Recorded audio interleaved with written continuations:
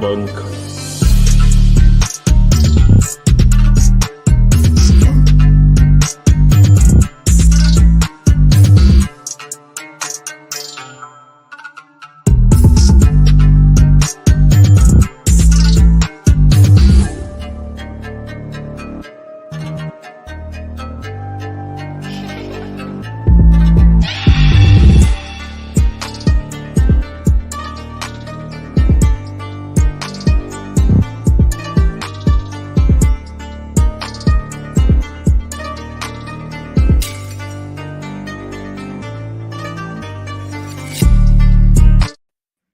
What is good? What is going on? And what is cracking? I am Philly Foothills Fuego, and I am back in another episode of East Meets West with my guys here, AK Eagles of the AK Eagles podcast. To my left, down below me, Vic 3, and down diagonal from me, Gio from the 215, always keeping it live. You know how we do it.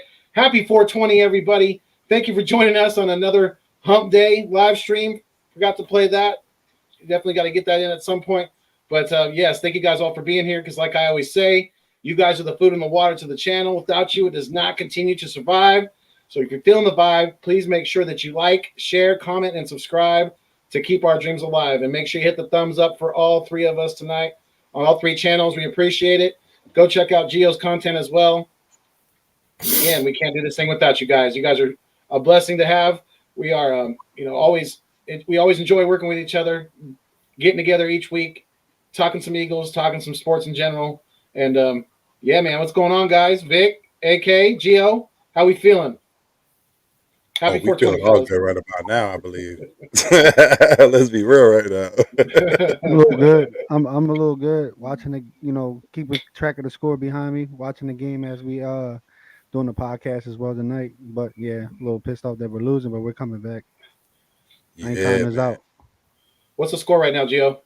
Give us an update. It's a commercial now, so I'll let y'all know after that. Okay. AK, what's going on, brother? What is going on, everybody?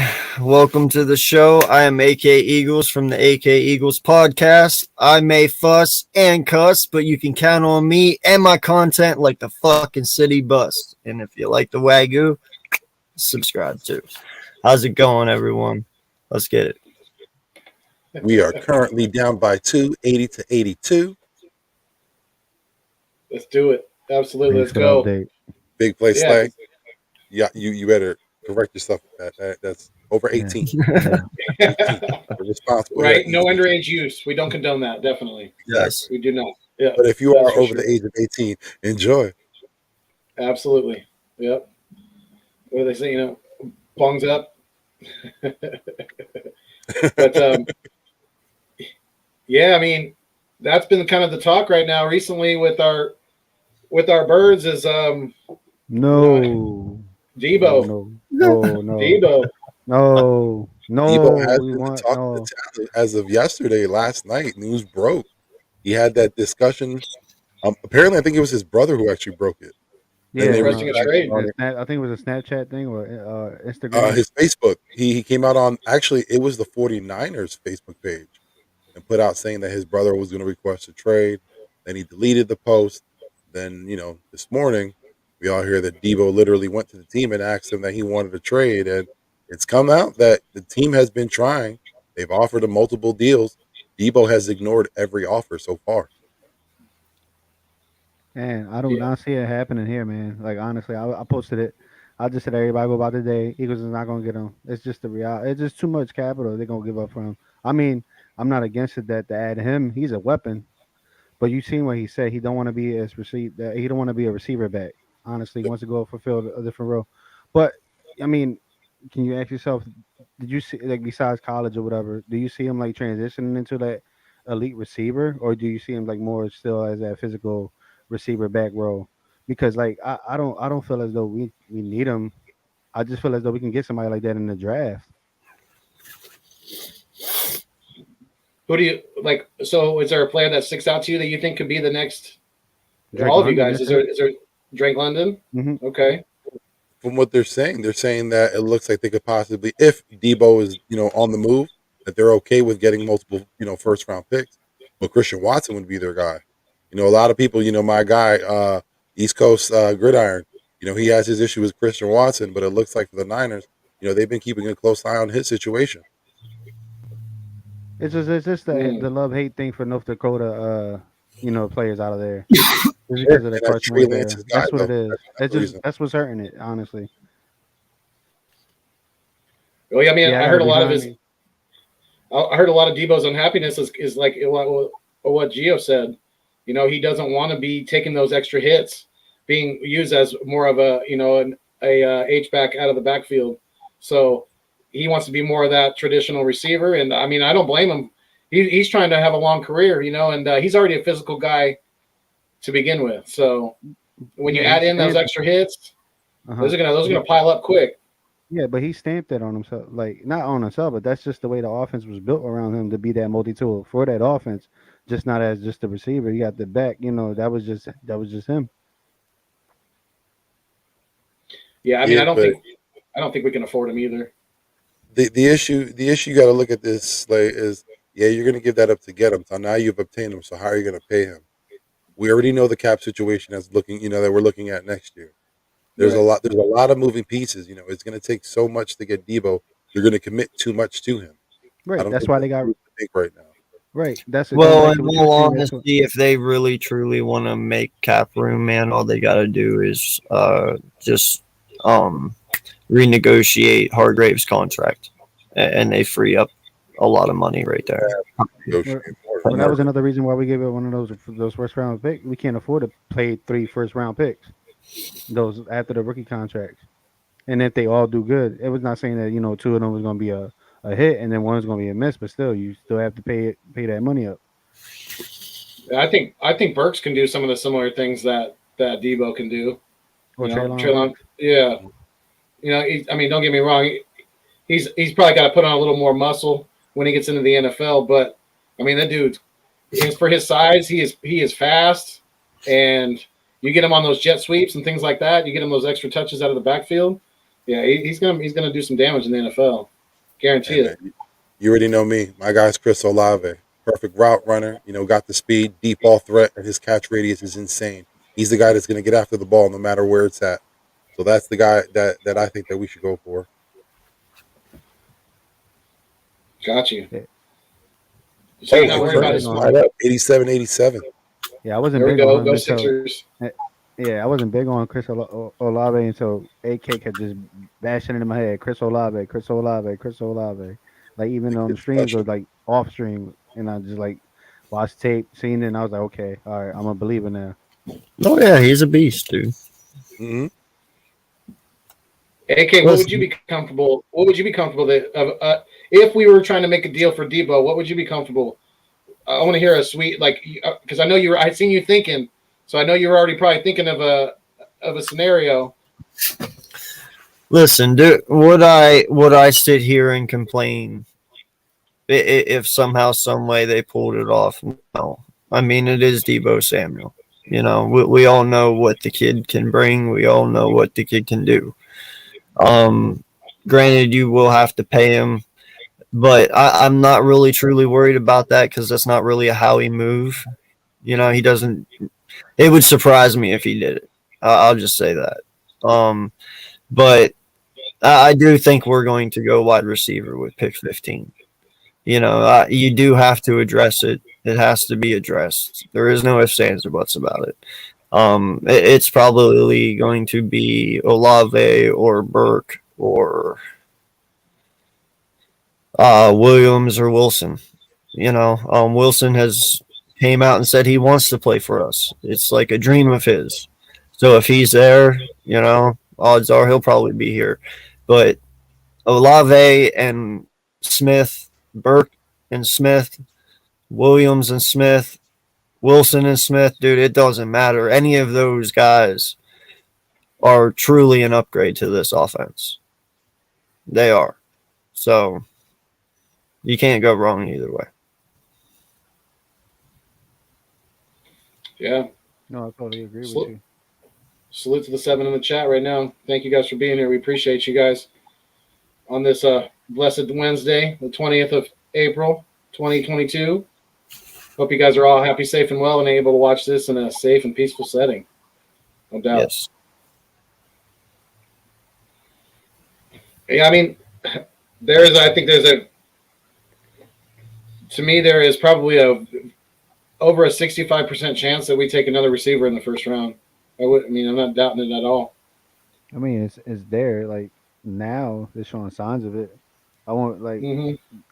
I mean, I won't be surprised if they still go with a linebacker first round because like it hasn't been done in so God knows how long.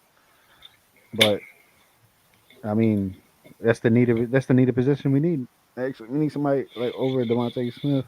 I mean, just Quez got this. The only thing that baffles me about the Eagles going in the next season. I mean, this season is are they going to keep using Quez as a speed route, like a deep threat? Are they going to utilize him as other things? Put him in the slot, put him at the 2, maybe 1, get that load off of Devontae Smith. But we do need another receiver besides them, man. Big play Slay said Olave's pretty good. I like him as a number 2 next to Smith. He's got to work on his blocking and consistent wins off press coverage. Okay. Yeah. I mean, I just worry about us needing size at wide receiver. I know he's not the biggest guy out there.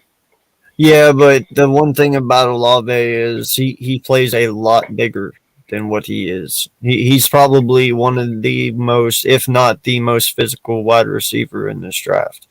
Like he will body you to get a ball, and he's not afraid to do it. You know what I mean? So let me ask you guys this: would you guys agree with the comparison to Steve Smith Sr. to Olave to Steve Smith? Well, wasn't it? It's the same as Devontae Smith, and that's who he's being compared to. So yeah, obviously that's perfect. It's just Steve Smith had muscle. That's it. And he was Steve Smith. But this is the one thing I want to say because everyone keeps on saying we need size. We need size. The last time we had a good wide receiver core, when we had Deshaun Jackson, Jeremy Mack, and Jason Avant, tallest of all of them was 6'1". Same thing with Olave. Same thing with Smith. I think Watkins is what 6'2". If that 6'2", 6'3" in that range, so he would be the tallest receiver. But even then, it's like we have our size. You don't need to be 6'5" to be out there because a 6'1" can still out jump a 6'5" guy. We all know that, and it's all about who gets to the point of attack. And last time we went for a big guy, that was J.J. Arcega-Whiteside. How'd that work out? True. What's the one thing that you can't protect? Perfection. I mean, when you look at Devontae Smith, when you look at Olave, these guys have pretty much perfected their route running on all 3 phases. When you have 2 animals that can do that and win on any route, I mean, that opens up a lot for Dallas Goedert this coming season. Because that's 2 animals you have to be wary of. And then you got Quez probably in the slot at that point, which Quez has shown and proven that he can be a threat. And I believe that only helps him as well. All in all, just this offense looks completely different. So, yeah, we also still need it. We still need somebody behind Dallas Goedert. We still need another tight end that's gonna get the load off of him too. We're not gonna keep using Dallas Goedert in the same rotation. Yep. No. Yeah. I like Jelani Woods from Virginia. Like he's like 6'7", man. Yeah, like he's like 6'7" and 240 pounds, and he ran like a 4.5 40. Like, kid's a beast, man. I would not mind having that. Yeah, I still got to draft in like around the 6th, 5th round, the tight end. Honestly. Yeah, you can get Woods in like the 4th. Mm-hmm. Yeah, just like I said, we just draft a young tight end, sit behind Dallas Goedert. We still get Richard Rodgers. That's another veteran right there. Plays a special teams role too as well. Get that young kid on there to learn how to block or whatever for special teams, and we see what he got offensively. Well, see, I feel if you go wide receiver at 15 and say at 18, like I said, you go corner. Now, listen, I'm not all opposed of taking Elam at 18. I know he's more of a 24, but screw it. I mean, if we're gonna take him, we might as well just take him. I think Elam's going to be good no matter what. Well, yeah, Elam is a good one, man. But I would not be opposed to taking Elam at 18.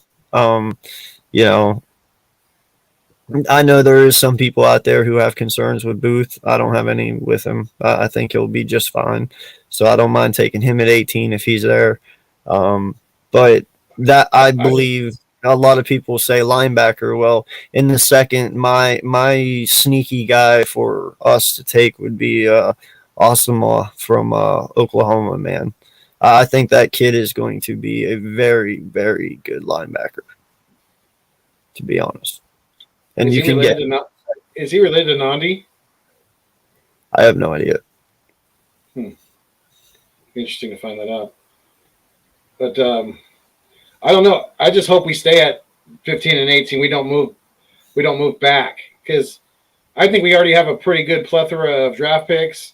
So unless somebody's offering us another first-round pick next year, I hope we don't move from 15 or 18, because you could draft you could use those picks, right? But there's only so many guys are going to make the squad.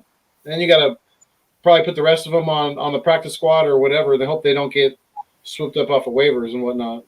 I only see us moving up if the Eagles have somebody on the board that they've been eyeing on that they need. That's the only way I've seen us moving up, and I only see us like moving up like 3 spots for somebody. That's it. I don't see us moving like 5 slots. I'd be amazed if we go like from like 15 to 10. I would love to be what would I pay to be a fly on Howie Roseman's wall right now? Yeah, dude. I mean, we did it with Devontae Smith. We moved up to 10. You know? I think the one scenario that might play itself out is if Kyle Hamilton falls. I doubt if Kayvon Thibodeau falls, but with Hamilton, it's just the way the draft will play out. It's natural that he would just fall through. He might even get to 10. Now, we have to jump in front of the Jets because he would not get any further than 10. But if that scenario would come up that he's available at 9, that's where we may make a move. We may use 18, whatever we have to do. That's where we might do something. But I think the Giants are another team we have to be careful with too, because they could possibly move back. I believe they're at 5. They could possibly move back because I think they have another pick at 7 or 8. So with them, they're another team that we have to be careful with because they might take the guy that we want. Yeah, I got them taking a corner in the draft. Yeah. That's the only way that I see the Eagles moving up. When they see the Giants, like at least they're trying to pick up, at least I want to say Stingley or Garner. Like Booth will fall in our lap. Honestly, I think so. I think Nick's all day he's got a pretty good line on it right here. They're going to go O-line and corner. The Giants are. That's what I think they back is O-line. You can get them later on. Well, listen to this, or hear me out. Second round, they pick McDuffie, and then they get a line. Either they get a defensive end or defensive tackle in the first round. Who? Because I don't see McDuffie getting I don't see him getting picked first round. He's not even a first. Out in my eyes, he's not a first round talent. I think he's just a second round. You can't pick McDuffie anyway, man, because he's a slot corner, and Maddox has that shit on lock. Mm-hmm. Like I'm not trading. I'm not doing that. I will say this about McDuffie that it is true he is a slot, but that is the defense he played at. Gridiron. Like again, I say to him because he's a guy who watched the tape, and I watched a little bit more. I'm not going to say I watched an extensive amount, but yeah, I did watch a little bit more.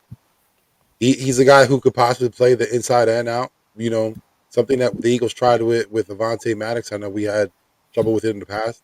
I don't think for us that's the move, but I think in respect to McDuffie, I think he is going to play some outside. He might be good, whatever team gets him.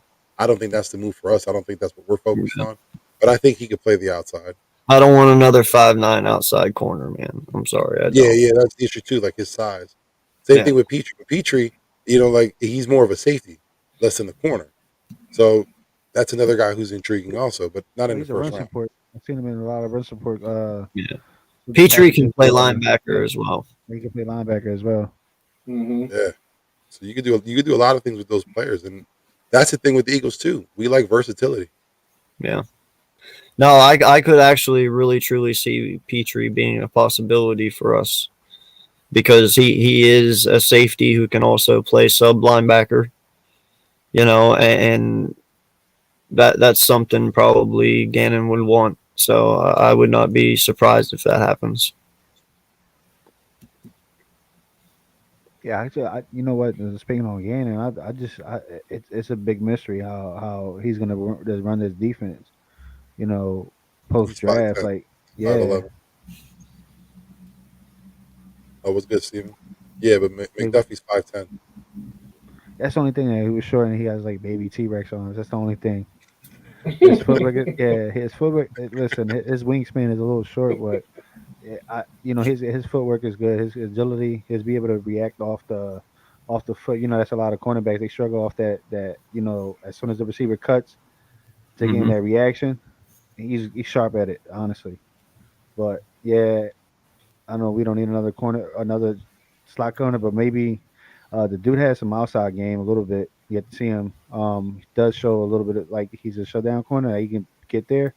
Who knows? Like I said, if we get him like in the second or third round, Slade could probably put some and change it a little bit. Give him that motivation. But like I said, the size difference, that 5'10", that's the only thing iffy about it. If I may interject, we're at 95-95 with 26 seconds left in the fourth quarter with the Yeah, Sixers tied. Sixers. Yeah. Mm. So the About to go review up was 3-0. I hope you choke. Hey, AK, the game let is me next. welcome you to Sixers Stop Nation. hating. You are about to be a Sixers fan. Nope. Yes, you are. Nope. Boston just won their game, so they're 3-0 on the series. Boston, wow. Dang. Yep. They're looking to push the Nets out. And Hey, it's gonna That's be a good crazy. run. It's gonna be a good it, run in the playoffs. can I just ask Nets Nation, are y'all waiting for Ben Simmons to start? Are y'all wait? Is that what you're waiting for? Ben So Simmons, your savior? Is that what it is? so reports saying that he is probably potentially going to play Game 4 for the Nets. Wow. I know they are, man. I know. Well,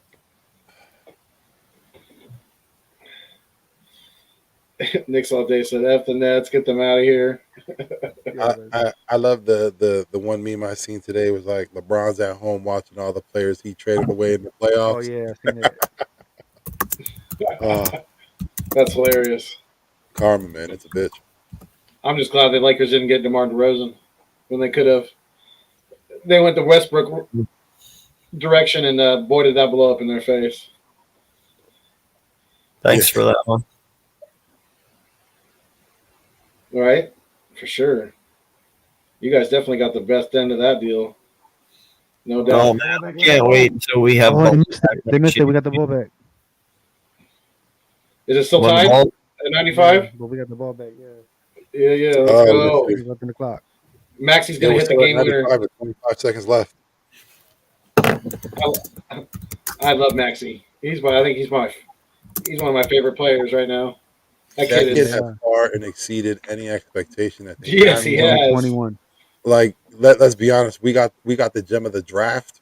You know what I mean? Like Tyrese Maxey, like he's far and away exciting, better than what's going out there, and his future's bright. He's only going to get And he better. fell to us, bro. That's what I'm saying. Yeah. Can this be the year that the Eagles get the player on their laps? Right? Listen, I'm just hoping that they're smart about this draft, that they get the positions that we need, and not overextend themselves. Mm. That they're not trying to be smarter than what they are. If you could take 5 players from the Eagles right now and make a starting 5 in basketball, who would you guys take?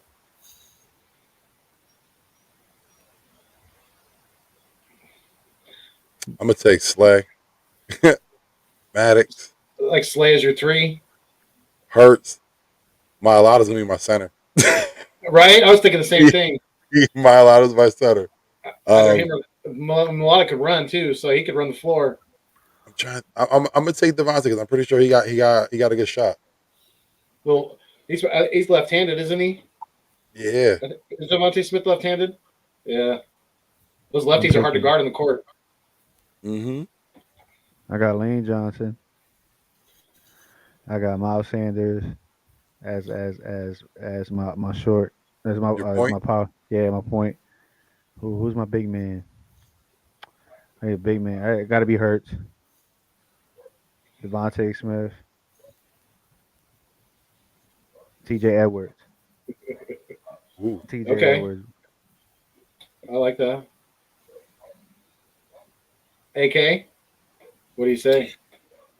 Mylotta, Kelsey, Hurts, Sanders, Slay. Okay. All right. I'm gonna go Mulata as my 5. At 4, I'm gonna put Goddard at the 4. At 3, I'm gonna have Slay at the 3. The 2 is probably gonna be probably Maddox or Quez, either one. And at the point, I'm going to the guy who showed me he can hold on to the ball last year. I'm going with Kenny Gainwell. That's my point guard. Let's go, baby. Oh, I like that. Let's I go. like that, especially with Quez. Quez is your wing. Yeah. Right? Lane played Hell ball in yeah. college. I had to go with Lane because he played ball in college. Saw that. The guy who caught more touchdowns than all the wide receivers from the New York Giants last year. I forgot yeah. he pops up that many times, man. We need Mylotta to run one now. But it's all true. It is. That's funny. Oh, it's Yeah. it's end of regulation tied at 95. Wow. Dang. You guys suck. What's the score Hey, in your but we game right beat now? that. Do you know? I don't know. I'm on here. Gotcha. I'm I'll tell you watching. right now. Hold on. Were you looking It for the is. Bulls? If they're shooting like they were last time, man, we're screwed. They're up by 49 2 right now. 39. Yeah. Wait, 41 to 39. With 6:48 left in the half. Yep. Yeah, Bucks is not ferocious. I'll be right back, guys. All right. Cool. But yeah, I'm okay with it if you guys are. Yeah. It needs to get a little spicy. Yeah, we're gonna do a call in just a little bit here, you guys. So stay tuned for that. Definitely, if you want to get on with us and voice your opinions about stuff going on with our Eagles, the Sixers tonight, basketball in general. You can bring your takes, bring your team's takes. Giants fans, you're welcome to come on as well, and let's talk some stuff in a little while here. We'll probably drop it at the hour mark. I'm thinking we'll do another half hour with just us, and then we'll drop the link at the hour mark. Sound good to you guys? Yeah. Cool. Sweet. Yes, I mean,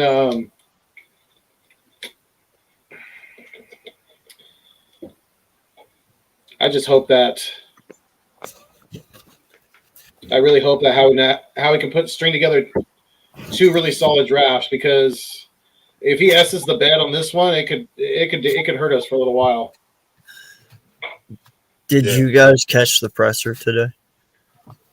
Well, I read on I it. did not. I was in school. He I missed expressed it. a lot of confidence today in Jalen Hurts. Right. Yeah, that's why I said like he's not going with a A lot of quarterback. it was so much bullshit, though, bro.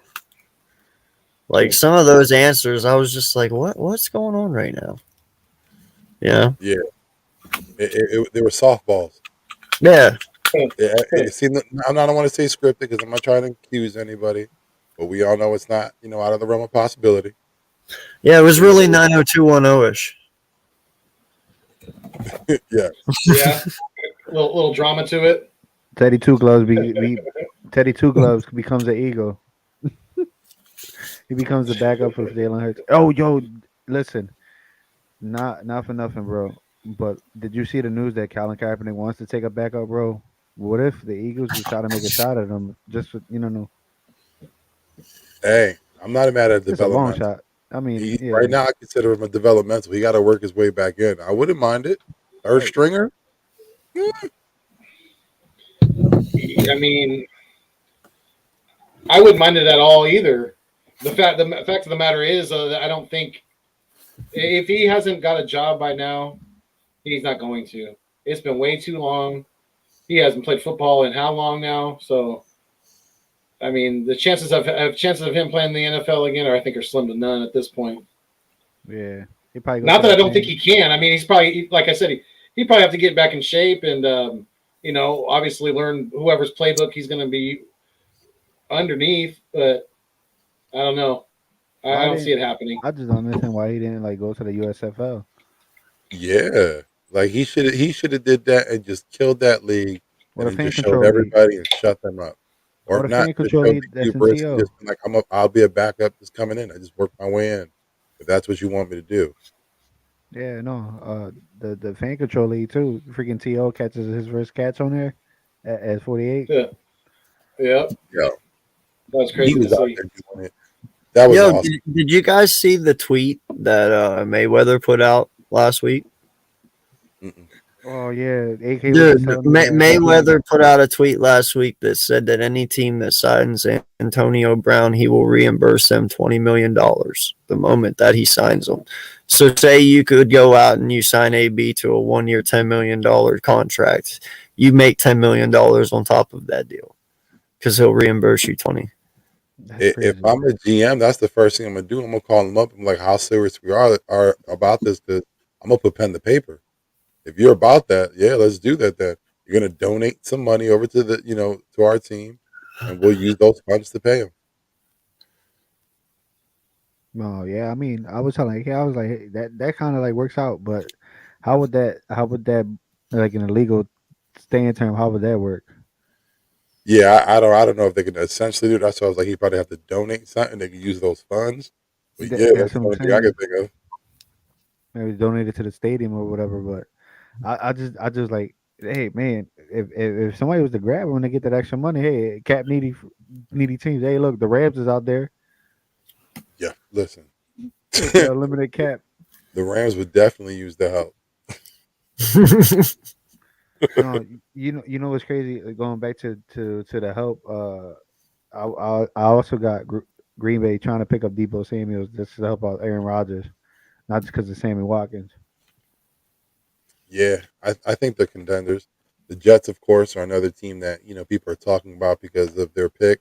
They're willing to give up that 10th pick. They need a name. Debo fits the criteria, but it all depends what San Francisco is looking for. I don't know. That's it. I think the Jets is freaking. You go there to get your career done. That's it. That's where your career ends. Yeah, like I don't even know what they have after what they got. Zach Wilson. Who are their receivers right now? They still got was it Corey Davis, I think, and I don't even know who else is behind him because I don't even know if they're even signed. Yeah, because you got other receivers. You got AJ Brown, rumor that he wants out too because of the money. You got what's the other one? What's the other McLaren. receiver? Who? But yeah, but say Well, scary.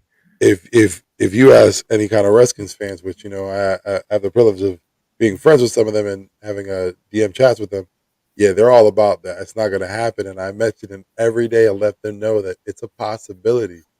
If he's not signed, he is available, and I keep on hearing that McLaren, that the Redskins are possibly interested.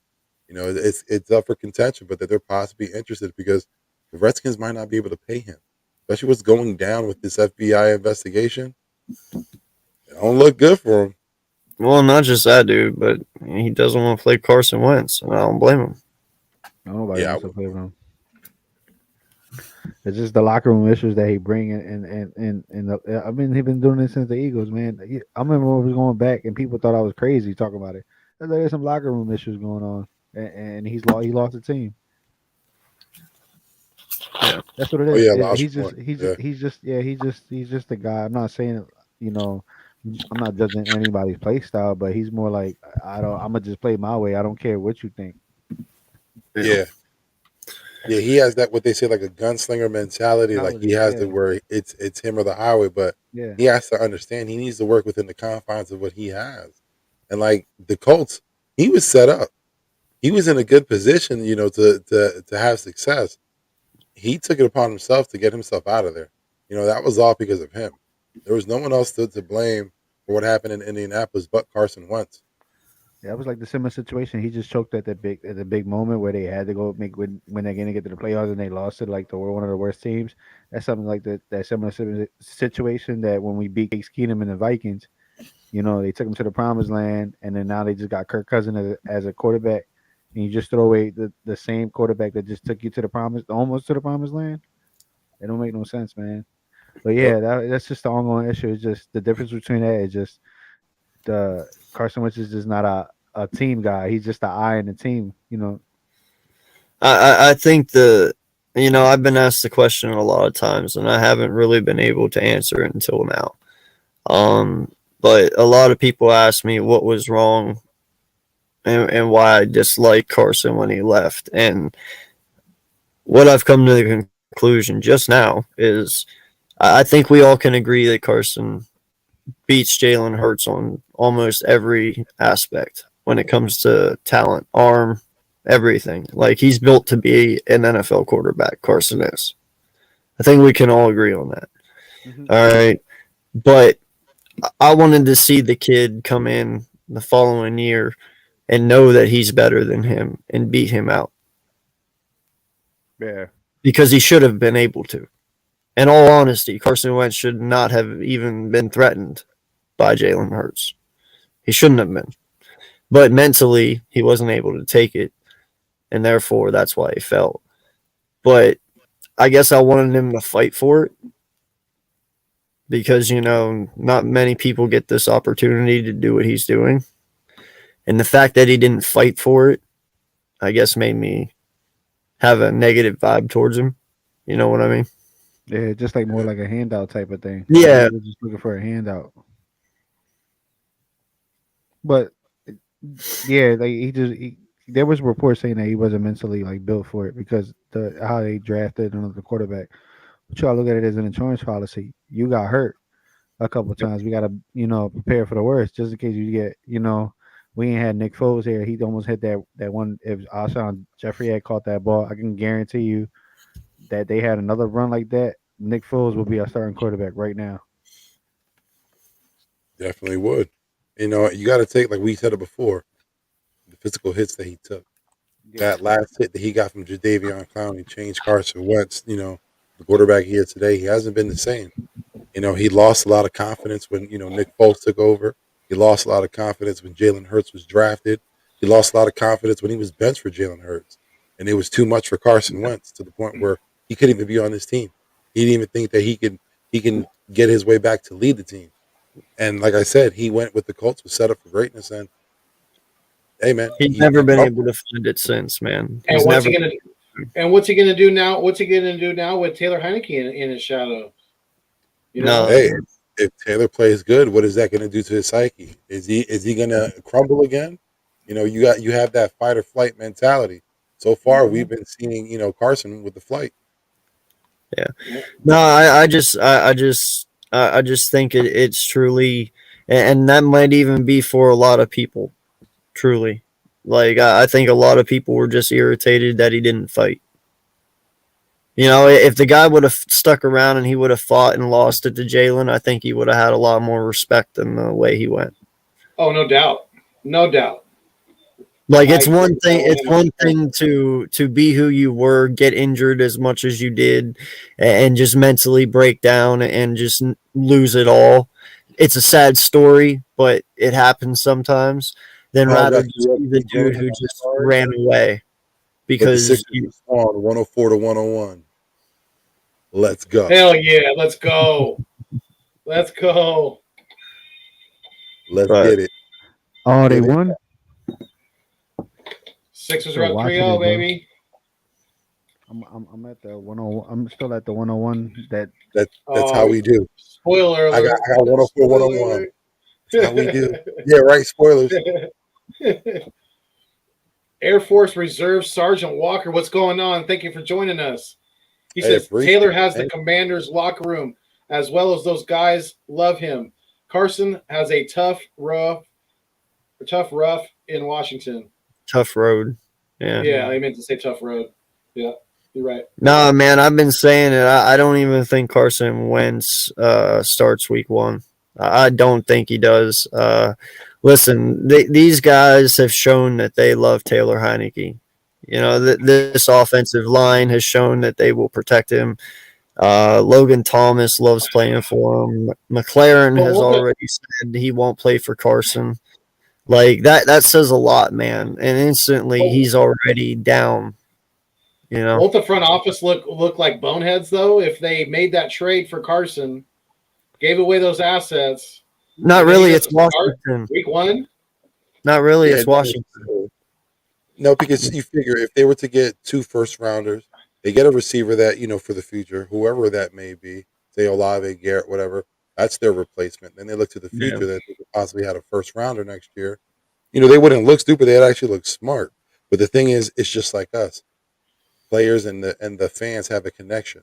So do the Washington fan want to disconnect themselves from Terry McLaurin and accept the fact that he might be a Packer or a Jet or whoever the case may be, Yeah. a Chief, or are they okay with being set up for the future?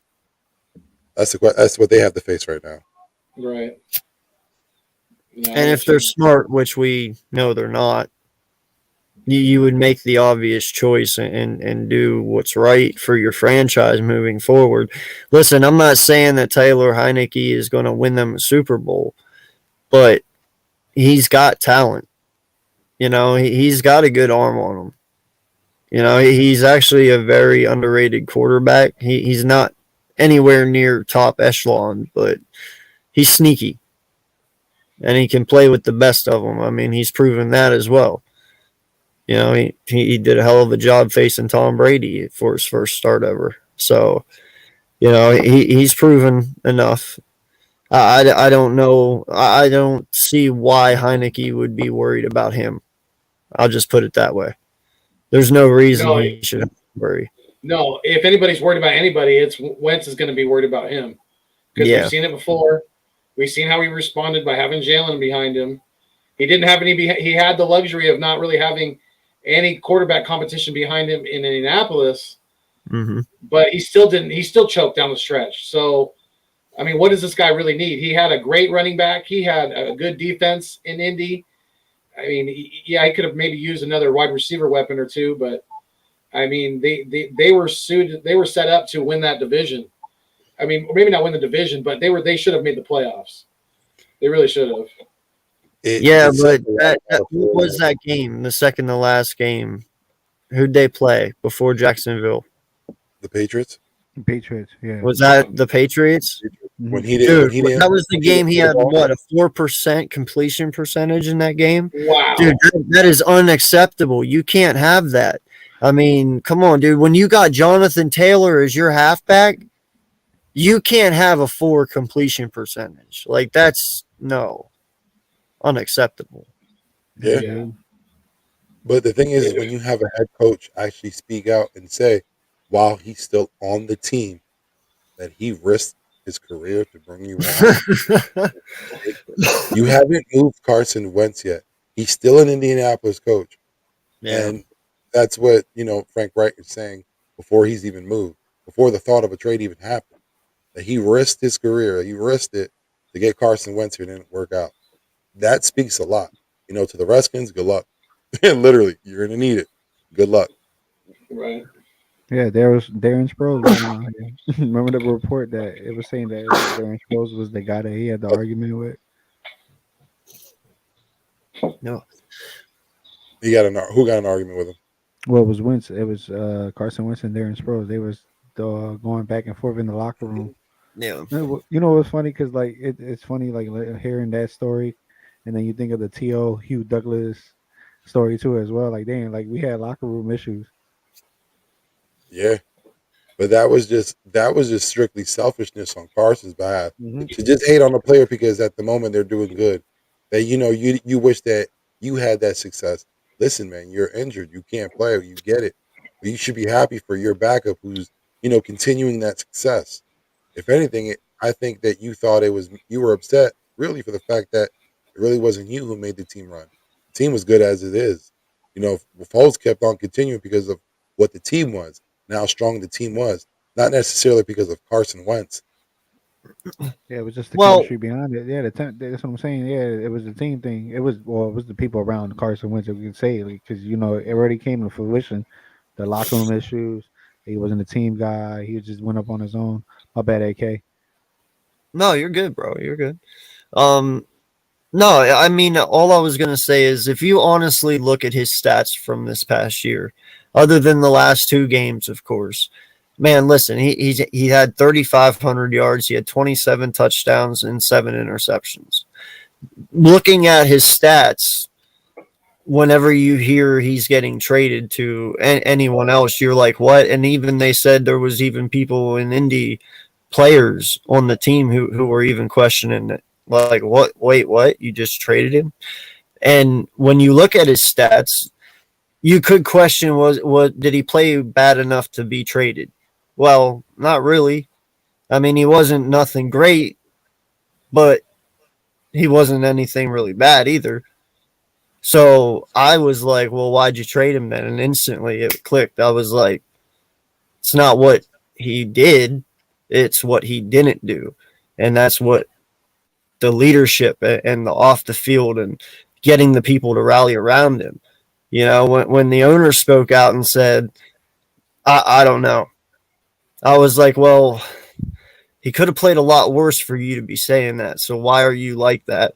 And it's like, dude, he just can't win over anyone. I don't know what his problem is, but he just can't do it. And it also goes to show you that stats don't really mean anything because Carson Wentz had good stats, like you said, but it's the things that he didn't do and the things that he couldn't do. That's why he's not an Indianapolis Colt anymore. Mm-hmm. You know, a lot of those stats that he got, let's be honest, they were up. If you know, a lot of the times the receivers were helping out because we've seen Michael Pittman make amazing catches. Mm-hmm. They were on underthrown balls. So you know that's Wentz. You know, the team didn't trust him. The team didn't think that, you know, that he had what it took to get them to where they wanted. So that had a large effect on the team also. The defense looked like it had to carry the whole team. It shouldn't be that way. You know what I mean? Like if you have your offense, your leader's your quarterback. You should be able to trust in your quarterback to take you on to the whatever level you're going to go. You're only going to go as far as your quarterback. It shouldn't be your defensive leader, you know, and Darius Leonard having to rally the team around and try to get them, you know, to the next step. That was Carson's job, and he failed. Well, and Vic, what was? Go ahead. Oh, go ahead. No, go ahead. I was just going to say that you used a key word right there, Vic. Trust. That I tie that into Big D's comment here. He says, "I think Carson doesn't trust the knee. He can't even make simple throws anymore," and that's very, very true. I think Big D's got a very good point there because that we've seen it before Wentz got hurt. A lot of his game was improvising, was throwing on the run. It was being mobile, you know, being able to get out of the pocket and get yards with his feet too when he needed to, and he just doesn't have that anymore. And basically, he's a statue. He's pretty much of a statue in the pocket now, and he's an easy target. Go ahead, AK. Man, I had it and then I lost it as soon as I saw Big D's comment. No, because I always had a joke about that. You know, I was so happy that I would never have to hear, you know, this is God's plan ever again come out of his mouth. You know, I got tired of hearing that as, you know, all the time. And, you know, my joke to that is, yeah, well, maybe that's God telling you suck and you need to stop playing football. Well, I think that's truly what he's saying now. You know, like, dude, it's, yeah. I take it he's a big Drake fan. What up? What's good, East Coast Gridiron? Yo, what's going on, CG? Yeah, we got 14 people in the live stream right now. So salute to every single one of you. We appreciate you being here. We can't do this without you. Keep hitting those. Keep subscribed. Make sure you hit the thumbs up for all 3 of the channels tonight, and make sure you subscribe to all 4 of us. Keep it locked in. And like I always say, keep it fuego. We appreciate each and every one of you, like always. Yeah, man. Yes. So, what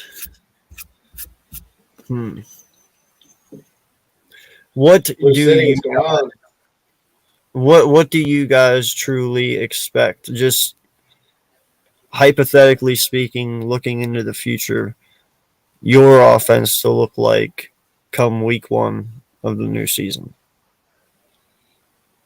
Are we talking like with draft picks?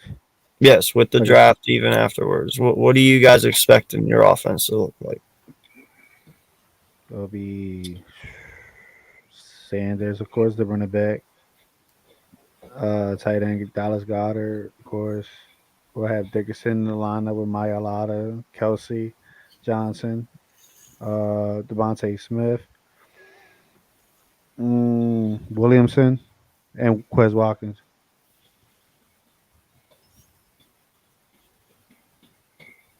Okay. All right.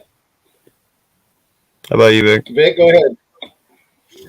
As in, like who they're gonna have, or just like what they're gonna look like? Because I expect No, them who to look they're like. going to have? Who do you expect your starting lineup to be come week 1?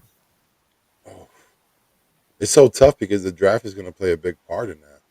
You know what I mean? Because I know. we don't That's know how why it's it's gonna shake guessing. up. That's why it's My hypothetical. my hope is the offense will have another running back tandem. We'll draft a running back. Um, I don't want to say who specifically because again it all depends. But you know, running back receiver Olave. I'm hoping. I know Yeah, you said Burks. I know he was mentioned. London was mentioned before. Just a receiver that's in there that could assist with Devontae Smith, open up the field for Dallas Goddard. I mentioned a running back before. I know Miles Sanders is taking this year personal, but I'm not trying to trust in it because it kind of sounds like Saquon Barkley, who's kind of saying the same thing too. How they're taking this year more seriously. Every year should be taken seriously. I don't want to hear it now. You know, you got to produce first, and I'm not going to wait to see if you could produce. I'm trying to get all my ducks in a row, so hopefully we have a good running back in there also. Um, Tight end, as I mentioned, Dallas Goddard. We get a number 2 guy next to him. I know Jackson's hurt. It's going to take a while for him to come back, and even then, he's looked at as a developmental guy. We have what is it, Stall? Great blocking tight end. I don't know if he'll ever be that receiving tight end that we're looking for, but he's the guy that we can use in a pinch. The offense is going to open it up. Jalen's going to get out there, hopefully understand it more with the work that he does in the offseason. He plays better. The offensive line hopefully can stay healthy, can gel, can be cohesive. Myalata has another great year. Johnson as well. We can figure out what we're going to do with the backup center. Um, and for the coaching staff, they're going to open it up more. And I hope, with Sirianni specifically, that with the year under his belt, he's finally calmed down and he's finally in the place where he can make the right adjustments and the right decisions when we need him. Do you So think he'll be in the hot seat? oh, Sorry. I didn't hear that go question. for it. No, I'm saying say. So you think Sirianni will be in the hot seat come thinking that he already had a year in his belt? Like you think this year will be his crucial year? Like depending on the draft, because we're so high in the draft. If it's a horrible year, I would say yeah, he's in the hot seat. But like a small regression, say like we make it to, well, we did the first round bounce, but say like we were so close that we didn't make it to the playoffs, but yet our record has improved. How like some kind of scenario like that, I don't think necessarily he'd be on the hot seat. Now, if we have a serious regression, like I'm talking, we're winning only 6 games this year, yeah, then I could say next year most likely he's probably going to get looked at the hot seat. You're talking about a GM who only got a 3-year deal, so he's going to want to make change. Yeah. Yeah, I mean, possibly. I hope not. I really think that Sirianni. I think he overachieved to a level. We first year head coach at any level. So there's he's still learning on the fly. He's still developing as a coach, and yeah, I hope he's not on the hot seat next year, unless we just absolutely just look atrocious. I mean, if we only win if we go back to only a 3 or 4 win season, something like that, then yeah, maybe we have to talk. But as far as how the offense is going to look next year after this draft, I think we're going to get the receiver from. I think Howie's going to take another chance on a recovering wideout and go with Jameson. Or is it Jameson Williams? Williams. Yeah, from Alabama. Okay. I said Williamson. Right. So I see him on the outside. I see possibly them working Quez into the slot a little bit, and You know, you got Goddard obviously holding down the tight end one. The offensive line is going to be Mulata Dickerson, Kelsey. Be interesting to see who they put at right guard. Probably Herbig, or that. And then the question to me is Lane Johnson going to be able to stay healthy all season? And I don't know. And I mean, I hope he can.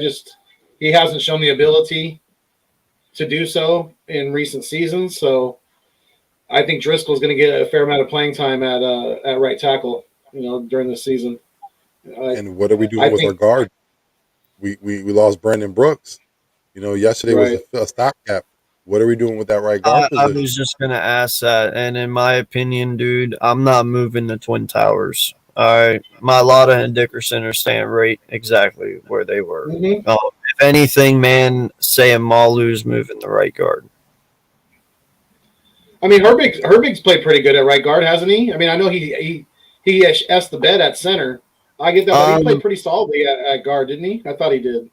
He does. He's way better at guard than center. But in all honesty, if you're not going to put Sam Malu there, if he can't play there, I'm sure he can though. Driscoll is your second best person. Driscoll makes one hell of a right guard. He really does. But again, it's his health that now we have to be concerned about too, because 2 years in a row, Driscoll could have finished the season. So, do the Eagles focus on a right guard? Maybe in the later rounds, like I know 5, one out of Memphis that Coach Dante keeps talking about. So, it's a possibility. 4th round, I think. Yeah, more later down there. They'll try to get a gem at the 4th. I mean, we got what was it, Kelsey in 6. And we could possibly do what we did last year: take a center/guard. There's a lot of those guys, you know, very experienced at center, could be, you know, a possible replacement of Kelsey. Yeah. I mean, we have two. We have two third round picks too. Maybe we use one of those on a guard. Man. Or running back. I know Papa's in here. He's going hard on Pierce. Great running back. I didn't want to say him specifically. I don't know who's going to fall where. Yes, he was the running back I had in mind. Yeah, there's some decent talent at running back in this draft. There is. Yeah. I wouldn't mind if we added another piece to the backfield, especially with how unknown right now it is with Sanders. To me, he's really. They should be really on the fence with him. This has got to, like he said, he's gonna be taking it. What did he say recently? He's going to be taking it more personally this year. Come on, man! You should have been doing that from the gate. You seen Andre Dillard bulking up? Yeah. Trey talks about him been sparking up again. It's cool for Instagram, but when you get bull rushed, is all that bulking up going to help you? That's what I want to know. Is that going to help you? If it does, then get on you. But if it don't, then move aside. You can take all that Juju Smith-er stuff somewhere else. Yeah. For real. So we had the all-season program starting too as well. A couple of players are allowed to work out, you know. And I just found out that this year, they have cap. I heard there was a cap to it now that they get certain players getting incentives to use a lot of money for that regimen, nutritionist. They get a lot of money to spend on it. So I thought that was kind of dope or whatever. I guess you could say Jalen Hurts probably used it to get Tom Brady out there or whatever. You know, maybe just the love or whatever. But I thought that was pretty dope that I had learned that. I don't know if the NFL was doing that for so long. Did y'all guys know about that? Mm-hmm. Yeah. So now the team has a certain amount of XXX dollars to spend on like all season regimens for the players or whatever. Has that been in effect for a few years now? I just read that like today. I don't know. I gotta look at it more. To me, that seems like it would go back to even like the Chip Kelly days with him and the regimens that he had, them drinking the shakes and the the sleeping monitors and all that. Mm-hmm. But it's good though, because listen, man, these players are spending millions of dollars and just getting, just on their health, on paying other people, to help them out, between doctors, chiropractors, acupuncturists. You have physical therapists. Like the list goes on. And then all that is at the player's expense, but for the team's gain. So it's only right that the team should help out in some way. True. Very Right. true. All right, so we're at the hour mark now, so I'm going to stay true to my word. I'm going to drop the link in the description if you guys want to hop on with us and talk some Eagles, talk some Sixers, talk some sports in general. You're more than welcome to join us. Somebody wrote, "Who has the worst cheesesteaks?" I'm gonna answer you that right now. They're both worse. Ishkabibbles, Delisandro's. How you pronounce it, bro? Alessandro, Yeah. Sonny's on 30 Market, my favorite. Number 4, you got Gino, Gina. No, bro. I I don't don't like. like greasy. No, number 4, you got in my book, John Rose Pork, and then 5 would Mhm. be Tony Luke's. I gotta put Tony Luke's in there, bro. Horrible. That's gyro meat. That's not even cheesesteak meat. I gotta just throw it in there, bro, because people listen. Disgusting. Shout out to everybody that work out there, like in the piers and like the state that they go out there, bro. It's just a thing, bro. Or the Maxes. Yeah. We're not I want gonna a give away Wagyu secret spots, bro. cheesesteak, bro. We're not I gonna want to give go to away secret Max's. I spots. didn't get to go there yet. You're the whole So, whole discussion. yeah, Max's is good.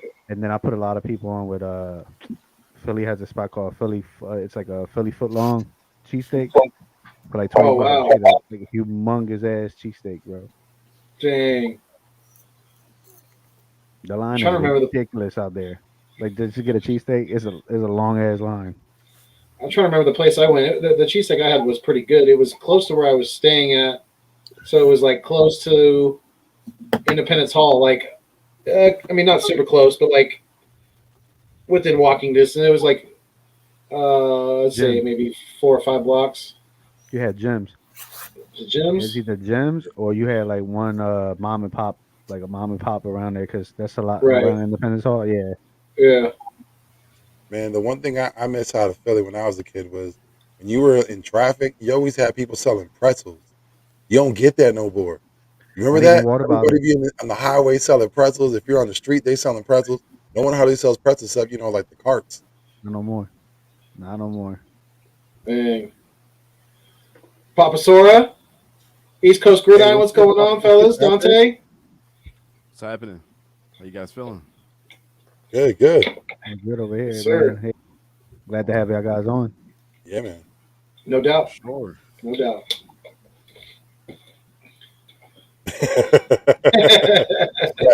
Damian Papa's Pierce. on that Pierce wagon. Hopefully. Motherfucker, I built the wagon. But there are a lot of teams. I built the wagon. There are a lot of teams interested in him. Driving it. Yeah. Oh, yeah, you definitely did, Papa. Oh, So, Dante, how you feeling, man? Are you excited about the draft coming up here? Another week? Oh man, I just not too long ago. I'm just chopping up the show right now. Went through our picks 1 through 15 in depth. Showed our Okay. 32 for the mock draft, and then I mashed me and Don's list together and gave you like the ECG. Yeah, I know you was having a heart attack in the chat, man. But yeah, I mean, you got 3 different mock drafts to choose from. I'm just wondering how close we're actually going to be. So, I think both of our lists were very good. Some teams are getting more love than others, but you got to draft for what you need, not the other way around. Here you go, Sora. There you go. Hey, Sergeant Walker, you're speaking to my soul right now. 50-cent pretzels. I remember that as a child. Nothing beats Annie Answer, man. Oh, too greasy. Oh, dude, That's what made him the best. What What are you talking about? That's what made him the best. The grease is that's the what best makes part. you American. You get your Amish pretzel with a little kosher salt. We good. It's kosher. Kosher? What? No. Kosher. No. Hey, speaking of kosher, happy Passover, Vic. Thank you. Yeah, Yeah, man, it was cool. Almost forgot. Two Good. nights of good meals because the kids do celebrate Easter too. So I have Friday, Saturday, and Sunday. There you Checking go. it up. nice. Triple header. We went out to Golden Nasty. Do you guys know what that is? What is it? Golden what? Golden is it Golden Corral? Yeah. Yo, my That's what I thought he said bathroom Golden Corral as well. was done at the end of the night. I was like, never again. Yeah, that place was the shit back in the day. Oh, I went to Golden Corral not too long ago. Remember it was Old Country Buffet? That was the best thing. That was good too, yeah. Remember they had the chicken fried chicken? Oh, Or yeah. the Chicken fried steak? Yeah. It was like the country fried chicken or the chicken fried Yeah. steak or whatever it was. Chicken fried I steak. didn't care what was in it. It was good. Yeah, there was a rule. Every time we used to go there, you couldn't talk to the guy at the carver station or the chicken station. You couldn't talk to him at all, bro. I didn't know that was a thing. Yo, You let me guys just say this remember, right now. you guys remember Tony's? I'm so mad at y'all since y'all got that cornbread stuffing. Go back to the old stuff, and no one likes cornbread stuffing. Y'all got cornbread. You guys remember Shoney's? Yup. Yeah. Shoney's. That's a Florida classic right there. Right. Hold on, who remembers Ponderosa? Oh, really? Yes, bro. How about Bonanza? Yo, Bonanza. Right? Yeah, they had the best chicken wings by far, hands down. Yo, My wife Sizzler said was she's the a chicken wing spot, though. connoisseur. Everybody was hitting that up for a minute. Sizzler, yeah, everyone's at the wing bucket when they make the new drop. Everyone's over there swooping up them wings. Salad bar. Right? You weren't waiting for pasta. I know you weren't. The only thing good that's in Golden Corral is those big yeast rolls. That's it. Oh, yeah, they were good. The mini sliders, that was it. That's all I got. Mini I ain't sliders. even see them joints. They got like a brand new menu. Oh. It's probably 'cause of I hated COVID. the Yeah, fountain. they got liquor With and the everything. chocolate Surprised they were fountain. still open. You know what I was the worst hate? idea ever. Chocolate fountains. I have everybody's nasty fingers just Right? touching That's it. gross. Man, You I look see at the chocolate, it looked like an oil spill. Right? Bro, it's always like Got a all little this finger kid. grease in there. It's always a little kid with like fuzzies on his face because he's been rolling around on the carpet in there. Boogie's all And out. he's gonna put his hand in the joint. Then all he smells like is like pancake syrup. I'm like, bro, I need you to step back. Give me 3 feet. Do y'all have? Do That's y'all have? hilarious. Or, I don't know. This might just be a South thing. Do y'all have Joella's hot chicken? No. No. Nope, never heard of it. Is that The even best a hot franchise? chicken you It's ever in had. Florida. I think it's in We Tampa. got ground fried It's a- chicken. That's what we It's a got. South Ground. thing. No, All Tampa. right, has same one. thing. Is it an actual restaurant? Yeah, Yeah, Joella's hot it's in chicken. Florida. Oh, okay. We got Popeyes. Yeah. That's Louisiana No, right there. listen. Cool. Right. They got both Sizzlers, Bengals down y'all- there too. Y'all don't remember Sizzlers? No, they don't have Bojangles in Florida. Surprisingly, the nearest one is Really? like, yeah, the nearest one is back where I lived in Georgia.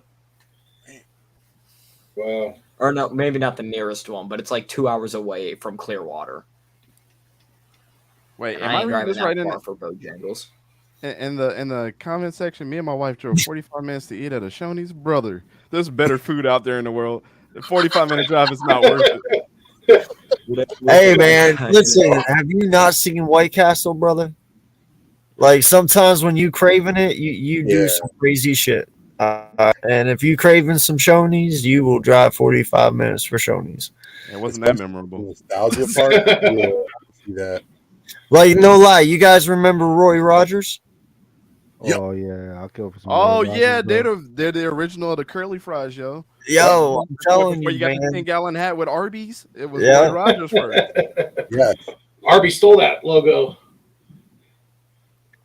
Yeah, man. Rest That's in like peace to Roy Jack in the Rogers. Box. I was just ruined when I went to Texas and had Jack in the Box, and you come back to PA and they ain't got nothing like that. You got McDonald's and Burger King. Like, who cares Yo. about those? What? Yeah, but hell with Jack in the Box, bro. There's no Jack in the Box in Philly? Whataburger was No, amazing. in Texas. No, Oh, in Texas. at all. I got Yeah, you. in Texas.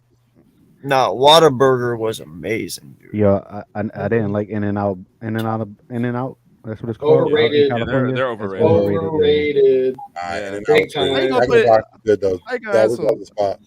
You got some weak fries and then put all that sauce on top of them and act like they're, Right. like, Now, Vic, this Jack is something you would only know because you're Pennsylvanian.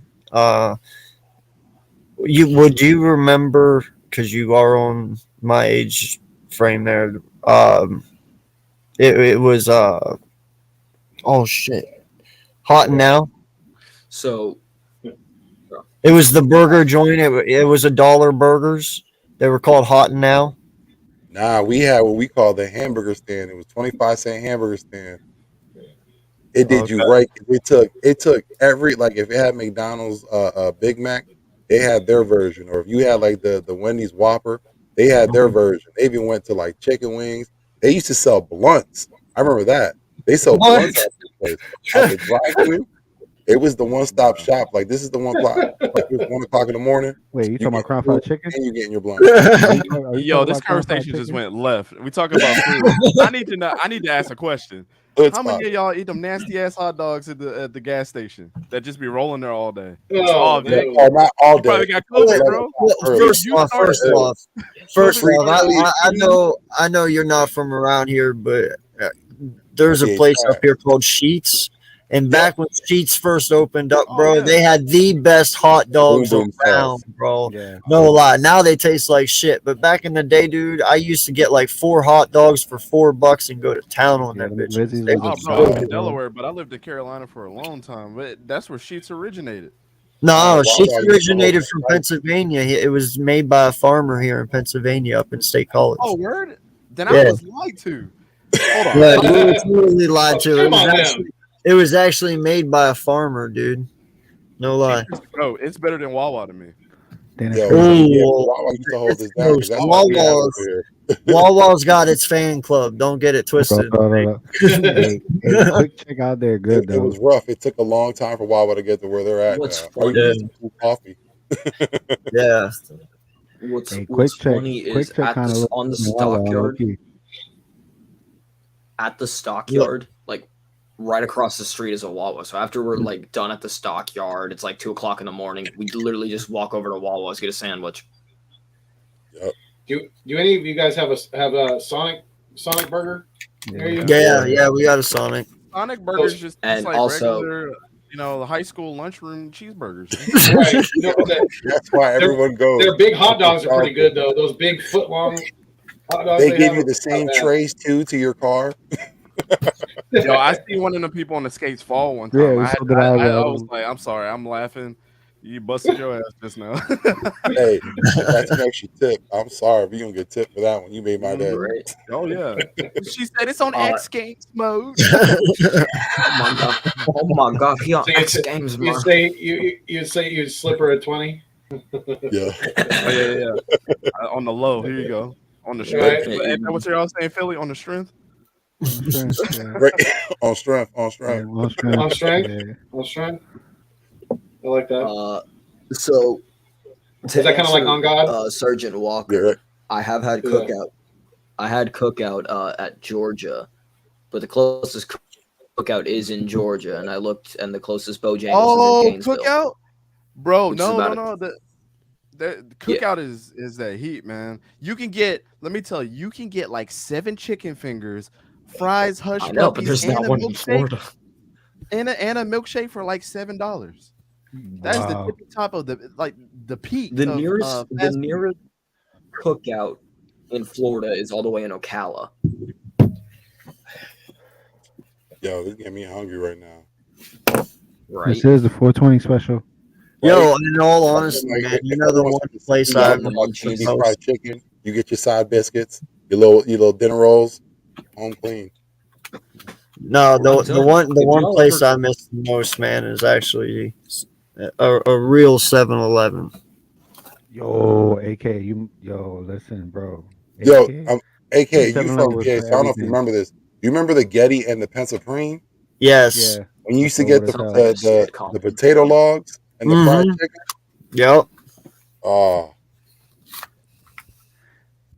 I'm telling y'all, if y'all ever come down to my neck of the woods down in Florida, we're going to Joella's Hot Chicken. We are going to Joella's Hot Chicken. You're all gonna get some hot. You can get like a chicky Sammy. You can get some tenders. They got chicken Sammy. Hold on, we gotta explain because I don't know what a chicky Sammy is. Yeah. Like a hot date, bro. Well, I'm dead. Anyways, as I was saying, Joella's Hot Chicken, is that what it's called? Yeah, Joella's Hot Chicken. You can get some chicken Sammys. You can get Shut the fuck up. That's what they're I just called. understood what that was right now. Wait, That's what what I they're up, don't Papa? trust called. fast food places when they got weak ass fries. Hold on, I'm gonna show y'all a picture of this. This is They got disappointing. Joella's got some garlic parm fries, bro. Bro, these look like steak and shake fries, bro. Is this the same people that own this company? Hold on, I'm about to throw it up for y'all. Bro, Look I'm at gonna this. tell you right now. Oh, They may look juice like it, but they fries. do not taste like it. Hold up, keep it up. It's always too hard. It's always too Are hard. you gonna disrespect me by putting a pickle on top of that? Bro, Wow, bro. You can ask without the pickle. it's gonna be Chick-fil-A. So Dude, that reminds me of what's the Louisiana fast Popeyes. Popeyes. Yeah, that reminds me of Popeyes chicken right there. No it's lie. like between Popeyes and Zaxby's with the logo. Huh. Wait, That's hold on, crazy. hold I'll on. tell you Bro, right now, Maryland if fried chicken. you want that, Bro, you want that spicy factor. If you want like that, No, but listen. Churches? Listen to I me. like my rotisserie chicken, my guy. we got Who the churches. fuck eats chicken? Who eats chicken My sandwich on a fried bread chicken. that's not toasted, bro? Did you see the bread on that picture? Yeah, that's Put it probably back up. that's the down south Yeah, thing with put the that bread. back up. Yo, The shout bread out. wasn't even toasted. I just got an email. Check it out. New sponsor in the house. Joel. I ain't hating. That was my sponsorship. Joel is, What about Joel is hot chicken. PDQ? Do y'all got a PDQ? What the hell is PDQ? Do y'all I got don't a eat at any PDQ? place that has just letters in the There's also a chicken place. Look, we got a lot of chicken places. to in get my Florida, tires changed. right? Like, Wait. I got a question for you. How the hell do you get chicken out of PDQ? wait, how do you get chicken? Well, that's what Everybody was just wanting to know, like, I'm just asking because, like, when you said PDQ, only chicken have wrong was answers. never came to my mind. So, what's it stand for?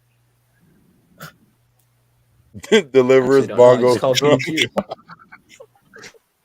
You get what I'm saying, right? Like, instantly, I'm with Dante. I'm not eating there because I do not get chicken out of any of that. Bro, Sergeant that- Walker said, I only get my It's tires nasty. changed at places that just have letters. Bro. People My dedicated to tires and my quality oil chicken. change.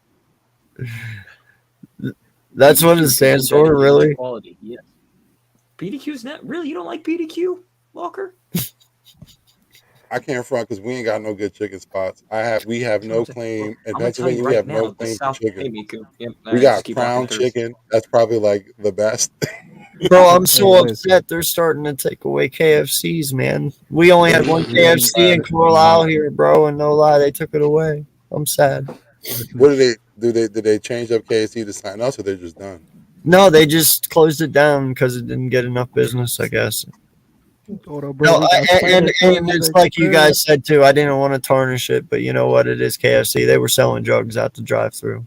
Yeah, Oh, Spider cut. come on, man, came not the through. kids. they ruined my chicken for drugs. Wasn't Well, even that's the the right close drugs. call. Oh, It wasn't even the right ones. I can't do it like this, bro. You know what I'm saying? Wait. I gotta be upside down. Oh, there you go. Word up. Dante's like, did he say drugs? Yeah, bro. Check it out. I'm just hanging out with the crew. You know what I'm saying? Right? Straight up. Y'all kinda looks talking like Arthur. about chicken and that dry ass bread? Yeah. Yo, I can't believe that. Why would they take a picture and not toast the bread? Bro, The bread, but bread's listen, so I dry. never get KFC gravy ever again, man. My life has Ooh. turned into a South Park episode. No, dog. Like underground. Like we got to go underground to get it. What the hell is going on right now? Straight I up, never why- understood why Why KFC is there gave so you many ground spider ribs. veins on my stream? I don't understand. What is I mean, going Oh, on? it's the meme. Wait, hold on. We got to do the meme real quick. Yeah, I was like, it's the meme. Oh, wait. I don't know if we even have a Bojangles around here. I got to look that up. Where's that, Oh. like Georgia, right? Or no? Yeah, that's like a southern thing, like Georgia. Yeah, Yeah. Georgia's little got that bit in Bojangles. Virginia. But Bojangles it's once banging. was my Thanksgiving dinner. True story. It was delicious. So I've actually been very limited. And in all honesty, man, the best chicken I found now since they took KFC away, I must admit, I don't want to give away my secret live because then I won't have it at the store anymore because everyone will buy it. But no lie, Banquet You know the banquet box you get at the store. Oh yeah, Like 12 pieces, dude. Banquet chicken tastes the most closest to KFC that I found. Man. Yeah. Hey, listen, Nick's put hey, y'all gotta get that chopped cheese. Let me tell you something, bro. I'm not getting chopped cheese. That's y'all version of the cheesesteak. Listen, that's first not of even all, a cheesesteak. Let's not and call if it. listen, if you're in Philly right now in this chat, there's literally one that's called AO Chopped Cheese on Frankfurt Avenue. I never went there. I'm gonna tell you my results, but I heard chopped cheese is kind of good. But no, that's just the disrespect nod to a cheesesteak. So, but I'm a foodie, bro, so I gotta try it out. Can I just mention something about the chopped cheese? And if I know y'all are getting this because Jesus and Mero had put it on spot, and then you got Aki on TikTok. But any Puerto Rican knows if you put that much adobo on a cheese, on any kind of meat, that's gonna be the saltiest thing ever. So yeah, we're gonna have to lighten up the seasoning just a little bit, just a little bit. We don't need the saltiest piece of meat out there. Pause. That's like when people put too much icing on cake, bro. Hey, no lie, man. When we were in Philadelphia 2 years ago, we went. You know where the state pen is, the historical one, the one that you can take a tour through. Something Hearst. One of the Hearst. Yeah, it's the one that Al Capone stayed in. Penhurst Mhm. Asylum.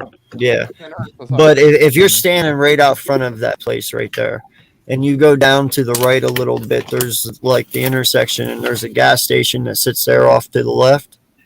There's this little hole in the wall restaurant right next to that gas station, like literally right next to it. Dude, we went there to eat because we just got done touring the prison. They had awesome cheesesteaks there. I ain't gonna lie. Like, Geno's and Pat's is butt. Yeah, I'm not messing Way with too that. overrated. That's Bro. a tourist thing. That's a Right. tourist thing where you go there to get abused, apparently, which is the cool thing. Like, I liked it.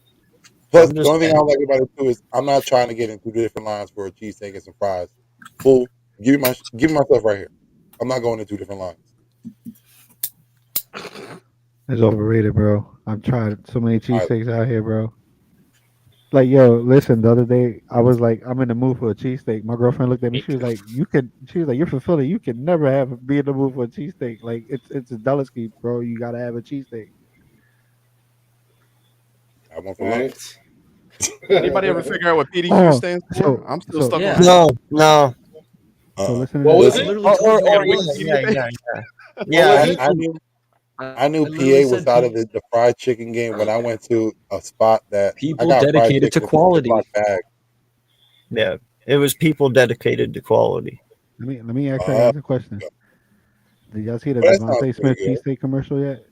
In Wawa, that his first cheesesteak was a Wawa cheesesteak. Me too. Really? Bro, Not the way they to need go. to stay away from like just regular fast food because they don't do it too well. Stick to hoagies and potato chips, bro. Because like I had that cheeseburger from there one night, bro. It was not like it messed me up for like a week. Dry.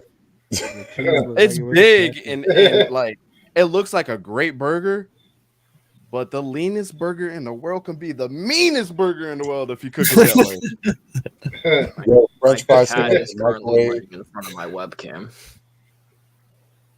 What? I think it was Sonny's that I went to. Sonny's was is fucking Sonny's. good, bro. Do y'all have Bob Evans? Listen, Oh yeah, yeah, we we got used Bob to. Evans.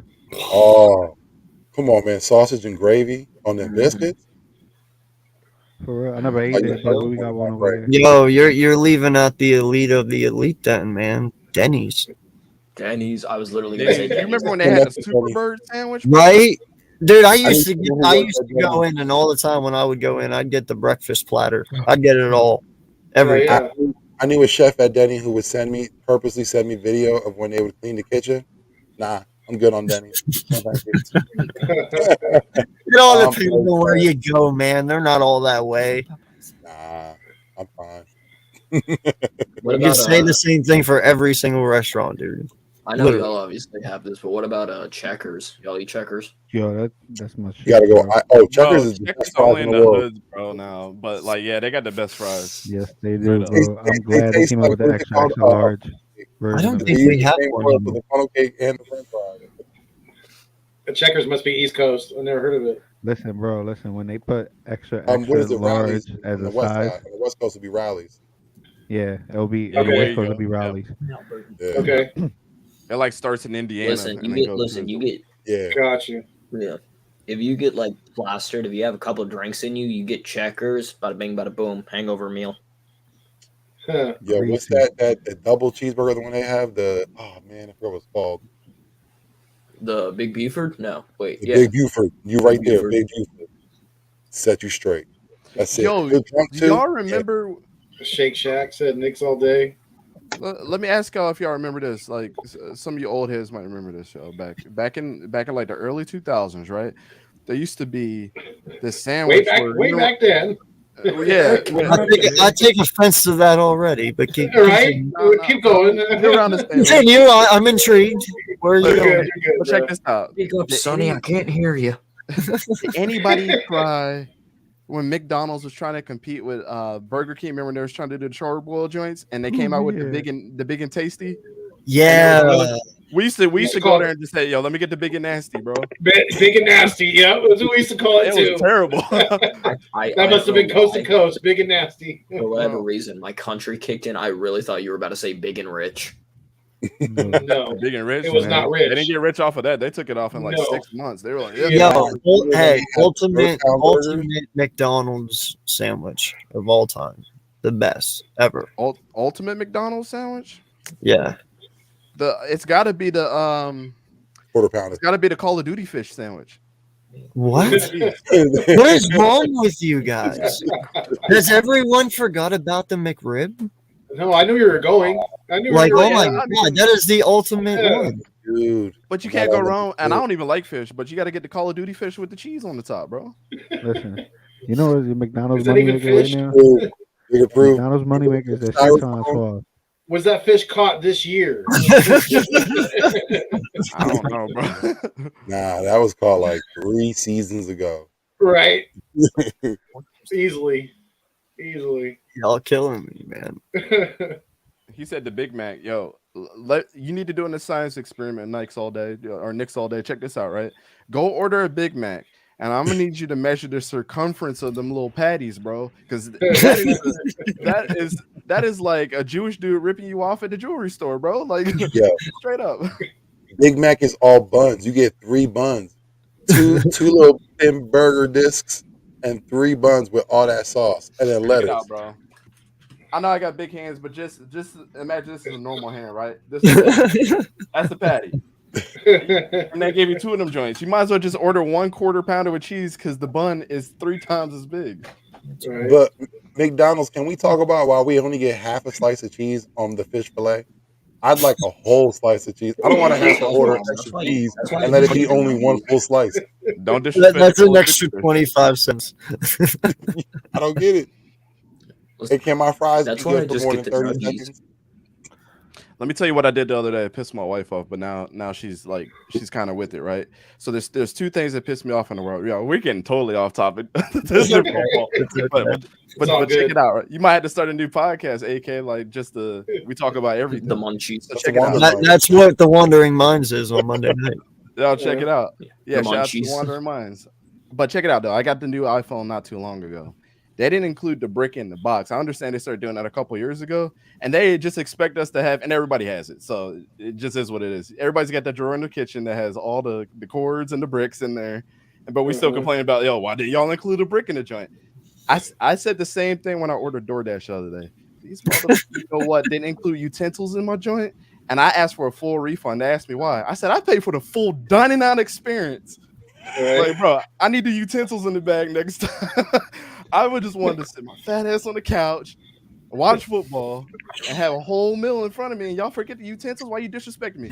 Go ahead and refund that $26, my man. You can't say nothing. It's way too expensive for them just to be forgetting stuff, bro. Like, that's total disrespect. I might be Like, a no cheap, but like, no Nah. spork. No spork. I pay for me just to go to the door, open it, grab the bag, sit on my couch, and eat. I don't want to go to the kitchen. I don't want to run the dishwasher, bro. I pay for the full dining out experience. So next time, Right. Apple, I'm gonna need y'all to include a brick in the box, even though I got about 20 of them joints. The worst move Straight they up. do is when they put the meal right next to the door. So if you open it, it hits the drink. Oh, you don't Bro, understand hold because on. that's about the time they're running off, and I know they're at a distance where I'm not gonna catch up no matter how fast I run. I'm But about if to they're log into within my that Ring account. range, I'm gonna make that move. I'm gonna run after them. I'm about to log into my Ring account so you can see what happened. The mess I had to deal with yesterday. That exact Just situation, run bro. someone down like, my And they man, look come right back in. here. They look me Come right back. in my face, bro. And He's it was gonna just play like, ring. He's gonna play his ring video on there. Ring I videos am, are bro. tough. Check it out. I'm signing Hey, into it right now. share I it. think I'm joking. Straight up. The Did you first see the thing, ring? Oh, did you see the one where the lady tried to steal the box off someone's porch and got hurt? She broke her Bro, ankle. I Yeah. have a And then whole she tried to video sue him. dedicated to my neighbor, bro. He's like that. did you see the one Straight up. video where it's a police Oh my officer? god! If A you're running police down, officer delivers the lady her like Uber Eats or whatever because they arrested the Uber Eats driver. Yes. oh, the cop, yeah, when he brought it over. Yeah. Look at my Chasing man. them. Look at this guy. Right in front of the glass door, bro. No common sense. Yeah, I'm gonna take the picture. I'm gonna get in my car. I'm gonna run out of here. Like I didn't just do And I'm nothing. Like I ain't got no common sense. Watch when I come out. He's sitting there waiting, right? Bro, like look how slow I pushed the door open. I'm like, bro, are you serious? He pulls off. That's when he pulls out, starts flicking you off. Bro, I can't stand it. Kids nowadays have no That's common crazy. sense. And these are our future leaders of the world, and they don't even know that a screen door does not come inside. When have you been to somebody's house and the glass door goes inside the house, yo? Straight up. What are you doing? I ain't got time for this. We're talking about a generation that can't even write anymore. But you just used to typing. Bro, I was watching some other Yeah. podcast the other day. My man couldn't even read the comments in the comment section. I was like, bro. I said, don't display them if you can't read them. Just read them to yourself. Just put them up and be like, you know what it says. I'm gonna need you to Jean Grey from X-Men these joints. I don't need you to say nothing, bro. So are you the Professor Xavier joint on and read them? So are you excited about Dougie P in Jacksonville? I am, bro. You know, me and AK and actually Vic, man. Let me tell you. Let me shout out my man Vic 3.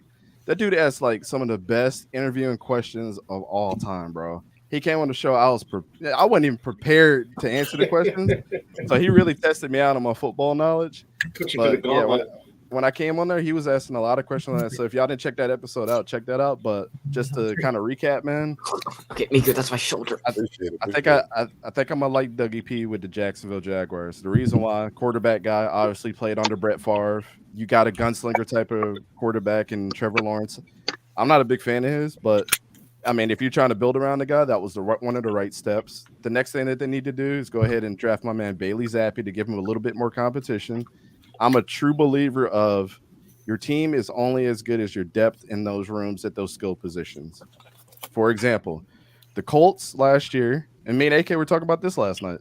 Said the Colts last year were the best in, you know, as far as the running game, because it didn't matter if Jonathan Taylor got hurt. You had Marlon Mack, who could be a number one somewhere. Yeah, Nyheim Hines, that could be a number one somewhere. That was the deepest running back room next to you guys, I think, in the NFL. And you saw that it was predicated off the success of Jonathan Taylor. So, but when you have a strong running back room or quarterback room or wide receiver room, you guys missed out on Allen Robinson, which I was like, why did you guys skip out on him? You guys needed that dude. Jarvis Landry is another one that you guys could still sign just as a veteran guy. He doesn't have to be the number one. Emmanuel Sanders is out there in free agency too, and I've been vouching for him. You guys can. I just did a video on that. You guys can't afford Debo Samuel, even if you threw 3 first-round picks at him. He wants $250 million. He's just going to ask for a trade as soon as he gets here. He'll be like, oh, I don't want to be traded. I ain't even going to play this year. Y'all going to pay me? So I think that's kind of out of the questions for you guys. But only the suckiest teams are going to be able to get him. They got salary cap money. Hey, let me ask you, because I didn't get to ask you on my show, and we kind of like touched on it a little bit afterwards on your show. But James Robinson, we know he got the injury. Now you have 18 coming back. James How do you Williams. think that's going to play out? We talked about this too last night. Wait, say that one more time. I was reading that one comment, but say that one more time. Oh, the running back situation. You have Robinson who's injured. Now you have 18 coming back. How do you think that's going to play out, especially with Doug being first year head coach? He has no bias, so I know he's going to look at it with an open mind. So how do you think that's going to end up playing out? I'm gonna spin it like this for you, right? So, yeah, me and AK talked about this a little bit last night. I think everybody knows here James Robinson was underutilized for the year that he had before. It was totally blasphemous why they didn't use him. Urban Meyer definitely. Yeah, bro. Like when other players have to speak up, be like, "You ain't gonna put my man back in the game just because he fumbled." How's he supposed to learn from that? Like you have Derrick Henry that's fumbling 5-6 times a year, and they are totally okay with that. You're going to get hit hard. Things are going to happen. You're not going to have the Najee Harris type of season where the dude's just a freak and holds on to everything, even though he's running 300 times. So kind of what I expect for them to do, give James Robinson a rock, which I know Dougie P is going to help Trevor Lawrence out any way that he can. So he's going to set up packages for that. Etienne, they don't need to use him in any third down situation. Use him in situations where you're going to dump off a screen pass, do things like that. Yeah, I would even like to see him in the slot just because he's so fast. Do not try to use him as a number one back because you need an offensive line for that. And I'm not very trusting in our offensive line right now.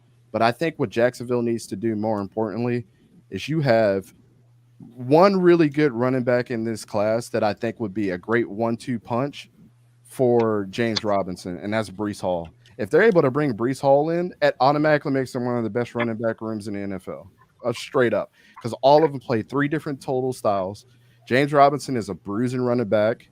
He's not the fastest, but he's bruising. Etienne is the fast guy. And then you bring Breece Hall in who can just do everything. Imagine how confusing that would be. It's like, oh, dang, now we got to prepare for James. He's going to run up the middle. We already know. Oh, dang, Breece is out here. He can do everything. Oh, Etienne is probably going to catch a screen pass, and we're not going to be able to tackle him. So, yeah, I mean, if they build like that, they'll be okay. But we can't just depend on, James to carry the rock or Etienne to be, a third down back. This is not Clemson where they had, the Monstars for their offensive line where they were just open sesame on everybody running up the middle all year. So that's what, that's kind of what I think. I still think if we win 9 games this season, that'll be a great start. And I think it'll give everybody in Jacksonville a lot of hope. If you just get right over 500, that's all you need to do, Doug. But who knows what the front office is going to do in Jacksonville? They're a bunch of idiots, man. They're more worried about creating a mall inside the facility in Jacksonville than just running a football operation. Stop building. I don't care about the swimming pools and having like TikTok models all in your pool. I don't care about that type of stuff. Papa's interested in the TikTok models in the pool. I don't care about TikToks. I just heard models. Let me ask you a question. Let me just see, as a Jacksonville fan, how do you see this as Jacksonville ruining the NFL wide receiver landscape with the deal that they give Christian Kirk? That's a domino effect that we're seeing the ripples going effect now. We talk about Debo Samuel. Yeah, well, I'll touch on the Debo Samuel thing, but like I said, I got the video on our page for that. Debo, he's gonna want $250 million. So, and I'm not a big believer of just 1 year of really good production. Give me 2 years of the same thing. Let me see what you're about. But he already came out and said today, I don't want to be the running back wide receiver combo, even though he's making his own position for himself. So, but I think you don't pay him that much right off the rip. Christian Kirk, on the other hand, Vic, let me ask you, if you were a player, the only reason that Allen Robinson, when he was at Penn State and in the draft, he told his manager, he's like, I will go anywhere but Jacksonville. Do you think a lot of players are feeling that way? Absolutely. Tom Coughlin messed it up when he got there because that defense was ready to kill people until he got there, and he forced all those guys out. You're going to have to pay people high dollar amounts to come to Jacksonville. It just is what it is. Christian Kirk got lucky because they needed to bring people in, and it was going to cost this. It wasn't the fact that, we can bring people in. He would have got a lower price tag by going to the Panthers because they've had more success than Jacksonville. And we came out at the same exact time. They've been to 2 Super Bowls. We've been to 2 or 3 AFC championships. Like, we don't have enough history and enough clout for players that feel comfortable in playing with an organization like us because we fell. We've already had And two it- owners in a short period of time. We've yeah, had and a lot of that multiple. has to do with Go ahead. Bulky too, right? A lot Say of that that has to one do more with time. Trent Bulky. A lot of that has to do with Trent Bulky. Everybody remembers what he did in San Francisco, and now he burned down that bridge there. Mhm. So I mean, it's kind of like Howie in certain ways. You know, certain GMs get a bad rep. Those players don't want to come play underneath them because they know that's the guy controlling their money. Yeah. Well, again, I'm a big believer in you let GMs be GMs, you let coaches be coaches. The worst thing to happen, and I think this, like, I think the Jaguars kind of are in this very similar situation. I loved Mike Mayock when he was with the Raiders. I thought he was one of the best draft guys. Like, I evaluate scouts based off the way that I learned from Mike Mayock on how to scout people. Who remembers every single year Mike Mayock was down there at the draft, down there at pro days, was everywhere, going to all these Oh yeah, schools, and everybody trusted his word because they knew what he was talking about. Then he goes to the Raiders, and I was like, and everybody's like, why did they put an analyst on there? I'm like, I mean, if anybody was kind of deserving a job, if Donald Trump was the president, Mike Mayock could be a GM straight up. let's just be real about it. Like, he might not have Real the talk. credentials, but he's there and he's doing the right things. You bring in John Gruden, paying him $500 million a year, and then you expect Mike Mayock. He didn't have all the reins. John Gruden is going to say, "Hey, man, I need you to draft this guy, this guy, and this guy." I think he was kicked out the door way too soon, man. And we started to see that team kind of turn around with the Max Crosby pick and the Hunter Renfrow being brought there and the Darren Waller. Like, John Green didn't do that himself. So like I said, if that situation was reversed, where if we were to bring Mike Mayock in, I'd be like, Doug, let Mike Mayock do his thing. You tell him how you want to influence your offense. The dude's smart enough to get you the players that come in here. But when you're all over everything, you're like, I need this player, even though he doesn't fit the scheme. I need this guy here, like John Green was doing. It doesn't help anybody. So, with that being said, man, I just hope people let GMs be GMs, people let the front office be the front office, and let the coach be the coach. But influence, get his influence on what makes his offense tick. Because bringing a LaShawn McCoy type to a New England Patriots style offense does not work. It simply doesn't. You're just shooting yourself in the foot. So scheme really matters. What was that TJ Yeldon comment? Is TJ Yeldon He's still on the Jaguars? Bro, But I thought TJ Yeldon is playing in the CFL right now, I believe. Oh, is he? I thought he was on Buffalo squad or something like that. Wow. Yeah, TJ Yeldon was one of those, Yeah, that was he got caught. He was in and out quick. But let me ask you a question, because you said, let the GM be the GM, coach be the coach.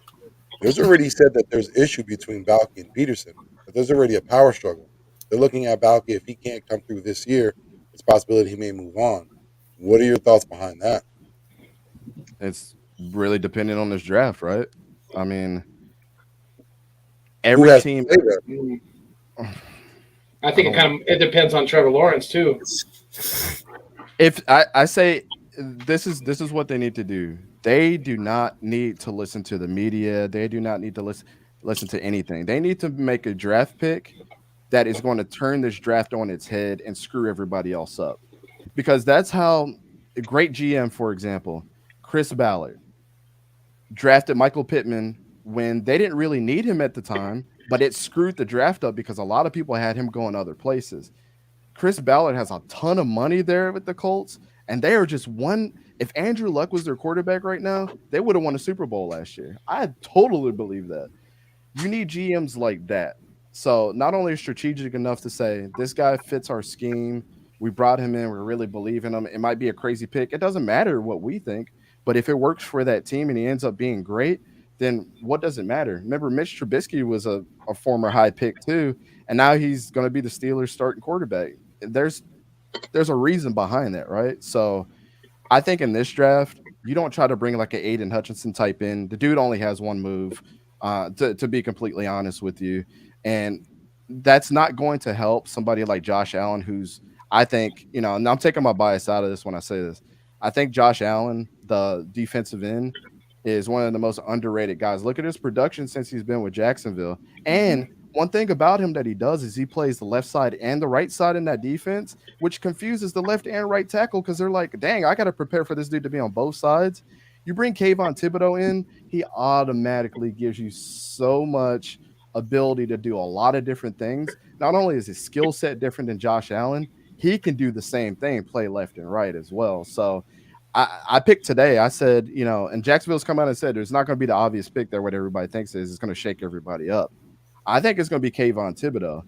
Everybody's saying his off the field issues and if he really loves football, whatever. We're just seeing what the media puts out there. Like the kid produces. I mean, it is what it is. Like if he would have played all the games this year, he would have averaged better stats than Aiden Hutchinson. He only played 10 games when Aiden played 13. So got to look at that as well. But I think they go with that, and it automatically gives you versatility on your defense right away, and that screws up the draft because people are expecting Kayvon to fall, where he shouldn't. But I'm sure people on their draft boards are like, if Kayvon is there, we're going to circle him and we'll put him on the side. But if he's there, everybody could use everybody in the NFL. Everybody but probably the Rams could use a Kayvon Thibodeau type. I don't know one team that's like super high strong, and the Chargers too. But I don't know any team that's like super high strong where they couldn't use a versatile guy like him. So that's what you do. Well, trade Josh Allen to the Eagles. Yeah, right. well, we will do it too. We just get rid of our players. I wish. With Trent Baalke is that he usually prefers physicality over proven players. They always compare that Aldon Smith draft pick that that he lost out on good players when he went off for the physical talent. Aldon Smith didn't even end up being with the team that long. So do you have any fear that might be an issue coming into this draft, that they might go after like the physical maven instead of going with a proven talent? Nah, I'm still a true believer in you don't know what happens behind closed doors, and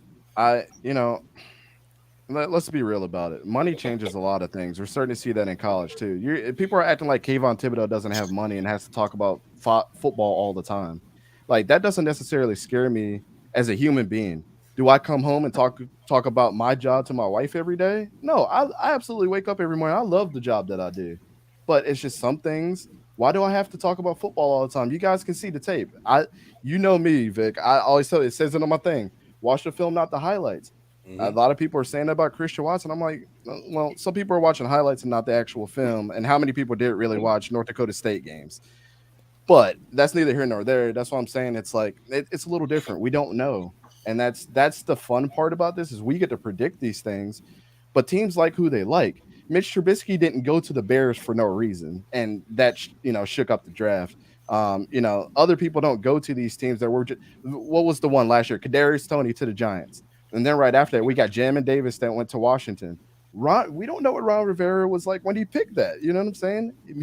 Jamin Davis had a pretty good year last year. Like he wasn't trash. He fit their defense pretty well. Yeah, he knew what type of job that this guy was going to do when he got there, and that's not for us to argue. But again, this is what's so fun about this stuff, and when we start talking about all these things. But I think Kayvon he was number one on a lot of draft boards before the beginning of the season. Remember that, guys? He was like the number one guy. Chris Olave was the other guy that they were talking about. Wide receiver was like the number one guy. Like this is why we do preseason things. You projecting this off of not only ability, but the production that they had before. Kyle Hamilton was still up there. He's been that guy for like the last 3 years. There's a reason why these guys are on these draft boards so high. And now I think what you're going to see is like people are going to start looking at that tape with Aiden Hutchinson and saying, your first 2 years are complete trash. Why didn't you get a sack against Maryland? That Maryland game, Maryland is a terrible team. They shouldn't be in the Big Ten at all. And Aiden Hutchinson didn't do jack diddly squat against them. Kayvon Thibodeau is playing these fast guys every single week. said it once, I'll say it again. Pac-12 is the fastest conference in college football, regardless of what you think. It's just the facts. They might not have left tackles. Nobody's drafting left tackles out of there. But still, Kayvon Thibodeau has to tackle running backs that are fast. The two guys that are out at UCLA, beast. Like, he has to practice against these guys. We know Oregon to be one of the fastest team in college football. So, Dude, I mean, this is my favorite type. This is one of my favorite time of years, man. But I just hope, as we're talking about these things, and when I've come into your guys' chats and everything, some people might not like me, some people might love me, but I'm here, not only to help you get educated on players that you might not know about. That's why I'm so proud of our channel. It's like learn about some guys that you might not know about. Also, let me challenge you in saying that, hey, go watch the tape, like Drake London, for example. Watch the Utah game. Utah's always been a solid team. He destroyed them. Don't care about the speed. Watch what he did that whole game against fast guys that they always recruit. Jalen Petrie, the safety that transitioned to corner and then back to safety throughout the season, he's going to be a freaking dog in the NFL.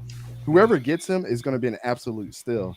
Again, do I know that for sure? No, but I'm just watching the film, man. You gotta love this stuff, and I love challenging other people too. So if you come in the comment section and say weird stuff like, if I asked you to name 3 games that George Karlaftis played in that you think he played bad, and you name Michigan when he didn't even play Michigan last year, I'm gonna call you out on it. So, but yeah, I love this stuff, man. I'm sure you guys can see my passion just extrudes through the screen when I talk about this stuff, man. And Thursdays is like Christmas Day to me. I will be there. I'll be watching every single round, and I'm going to be laughing at Mel Kiper every time he's wrong because he sucks. Hey, let me get to something because we discussed something on my show, and you seen I put it out there. I put the clip out there, but these guys I don't think really got to hear. And I want to discuss who you think is your most overrated defensive player in this draft. And I'd like you to discuss it. I don't want to mention it.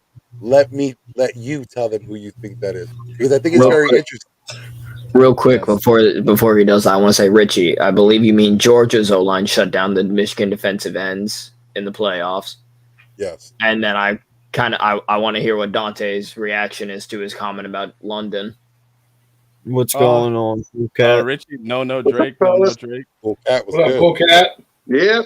What's up, man? Not much. Loving the show. East meets West. Love the show, by the way. Oh, by the way, MVP. Let's go. Yes, sir. MVP. Joel Embiid's the MVP of the NBA.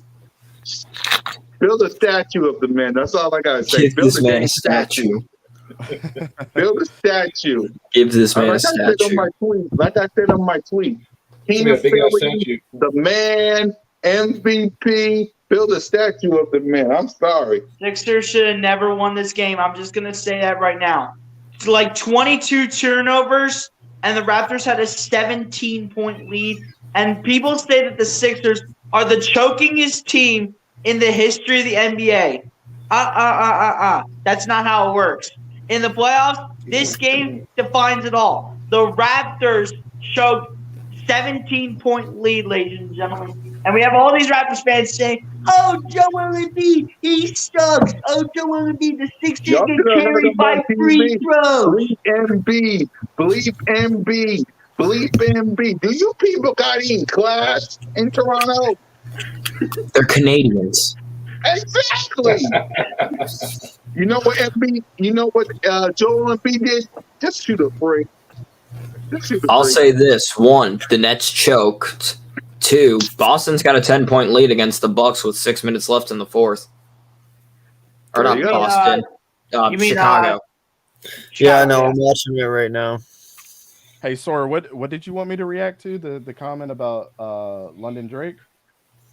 The no on Drake. I assumed that meant he no on Drake London. I could be wrong. I don't know. Bro, that dude would have been a Biletnikoff winner if he didn't get hurt. His numbers are projected like 13 catches a game, like 120 yards or something a game and a touchdown. No wide receiver would have touched him if he would have played. And mind you, if you think Drake London is so bad, he had 2 different like butt quarterbacks last year and still put up those numbers. So, I mean, he didn't have help like Chris Olave and them dudes did. Like Chris Olave had Garrett Wilson and Jigba Smith and Marvin Harrison Jr. late in the season. And Carl Loftus reminds me of Bjorn Warner. That's a decent comparison. Warner was nothing in the NBA or in the NFL though. But what was your question again, Vic? Before before everything started going about. Is Vic muted? Yeah, you're muted, my man. Game is help.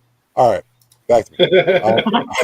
No, I Vic, wanted be you to muted. discuss on who you thought was your most overrated defensive player in this draft. That was very interesting. I know we discussed it on my show. We really didn't touch on it much, but if you could elaborate on it and let them know who you think that is. A lot of people are going to disagree, and I'm going to stand by it. And I just don't see what other people have been seeing. I think what a lot of, and I'm just preface this before I say it. I think a lot of people are reading scouting reports, and those scouting reports can be wrong depending on the perception of the person that's watching it.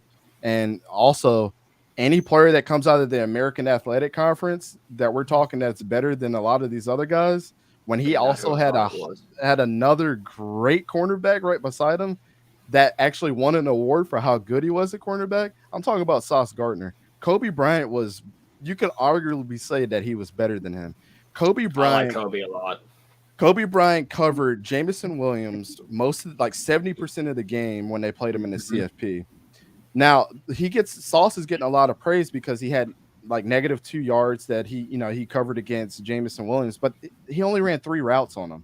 I don't think that paints the full picture on what we've seen.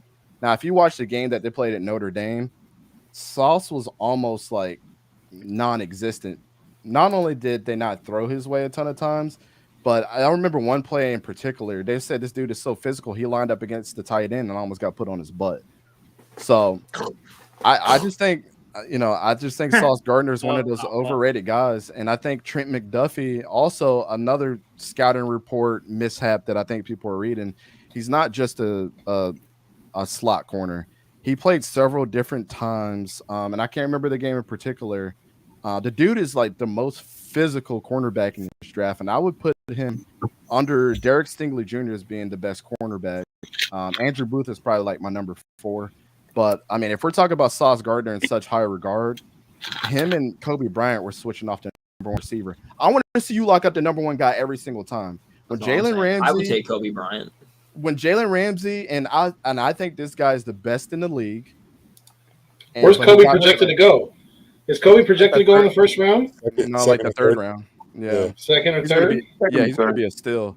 But I think... Hey, Damian Pierce, Kobe Bryant, 3rd round. Yeah. Well, if you look at the tape, man, I think Trent McDuffie's more versatile in what he does. And, everybody has Jalen Ramsey as their number 1 guy. And I'm a Florida State guy. I'm a Jacksonville guy. I love Jalen Ramsey all day. I love the way that he plays.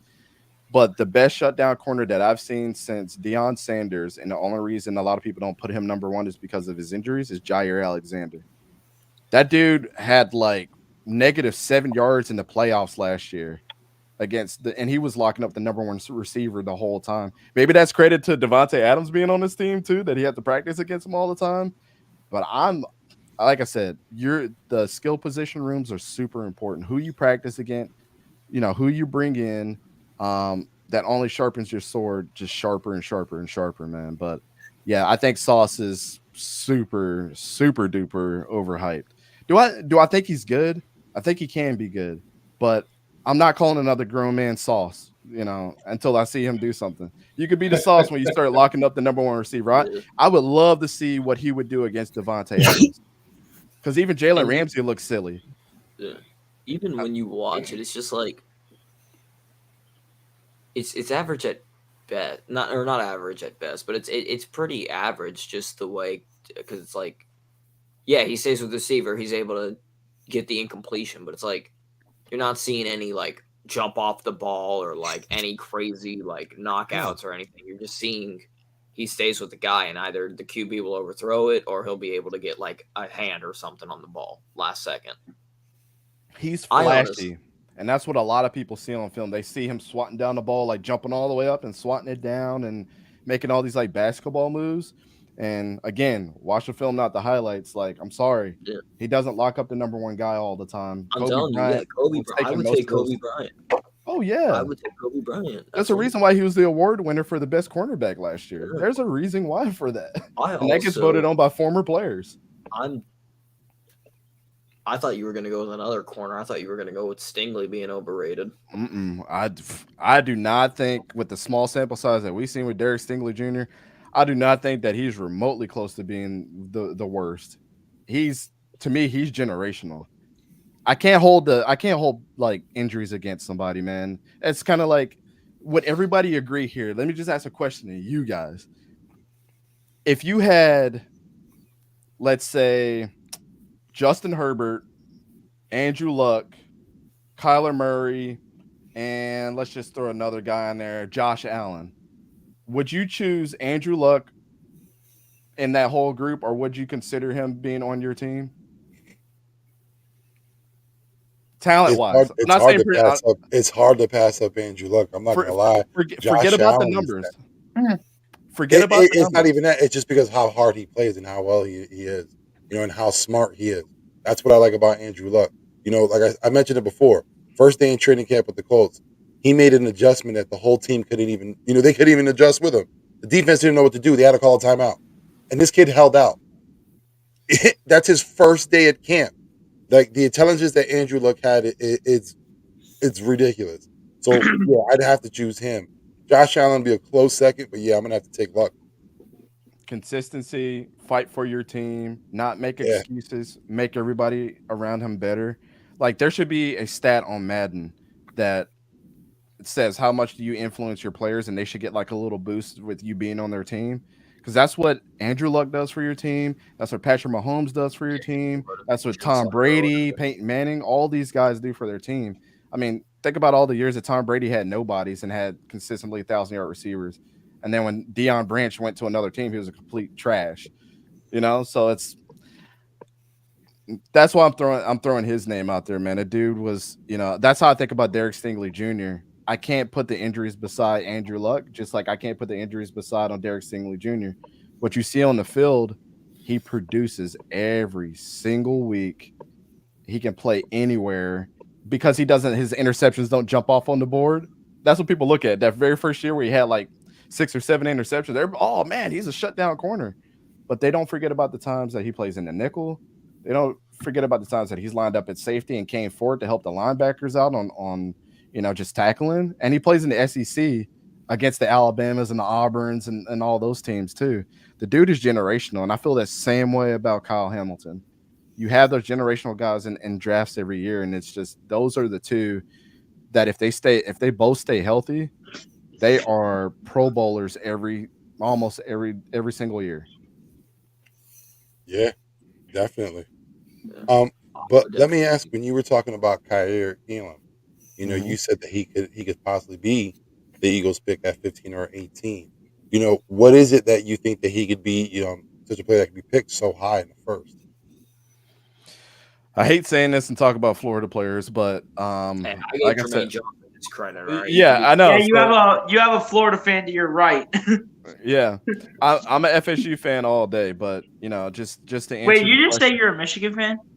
No, FSU. Florida State. Florida State. Yeah.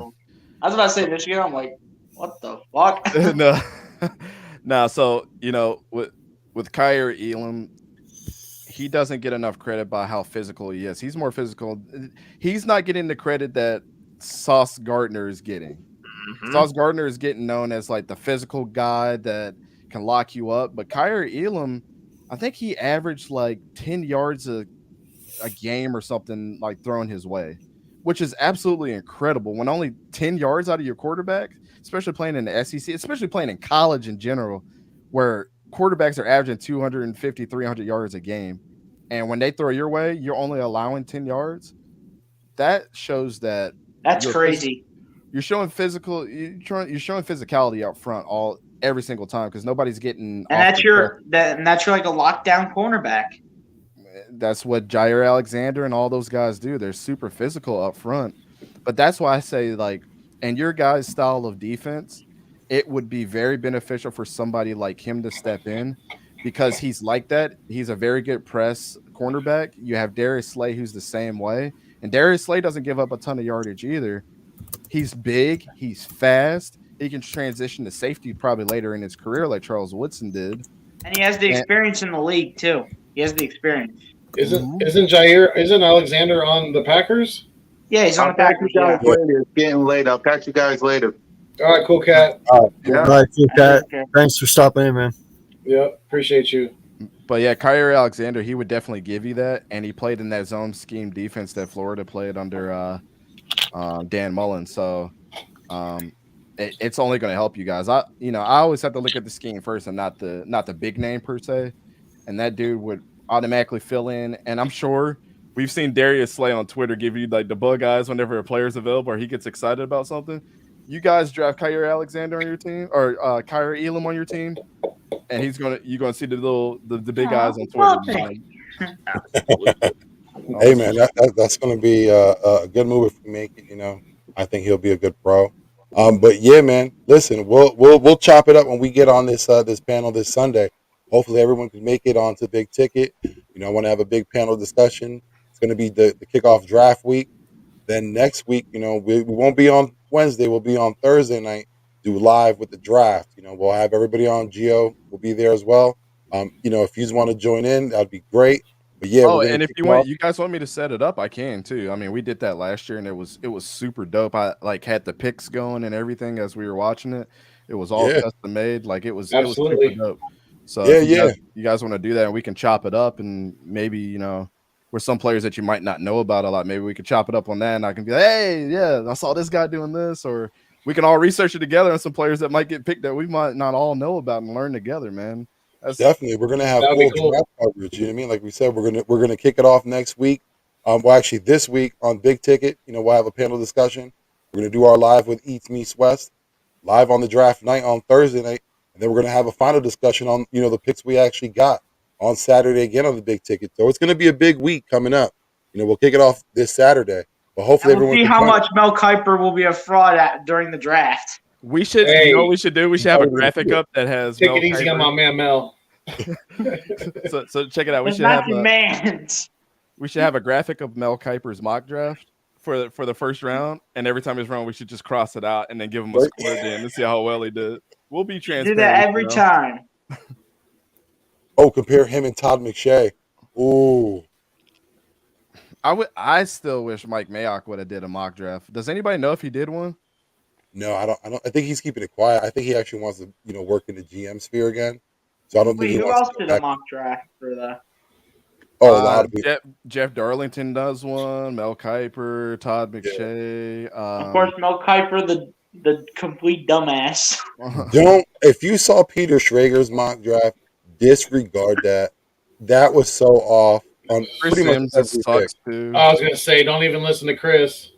Chris Sims sucks. I tell you, the only like knowledgeable dude that I'll watch to a T, and even when he's wrong, I'm just like, I see where, like, I don't care if he's wrong or if you guys are wrong or if I'm wrong, but if we can at least be like, I kind of see what he's talking about, even though I don't fully agree with it.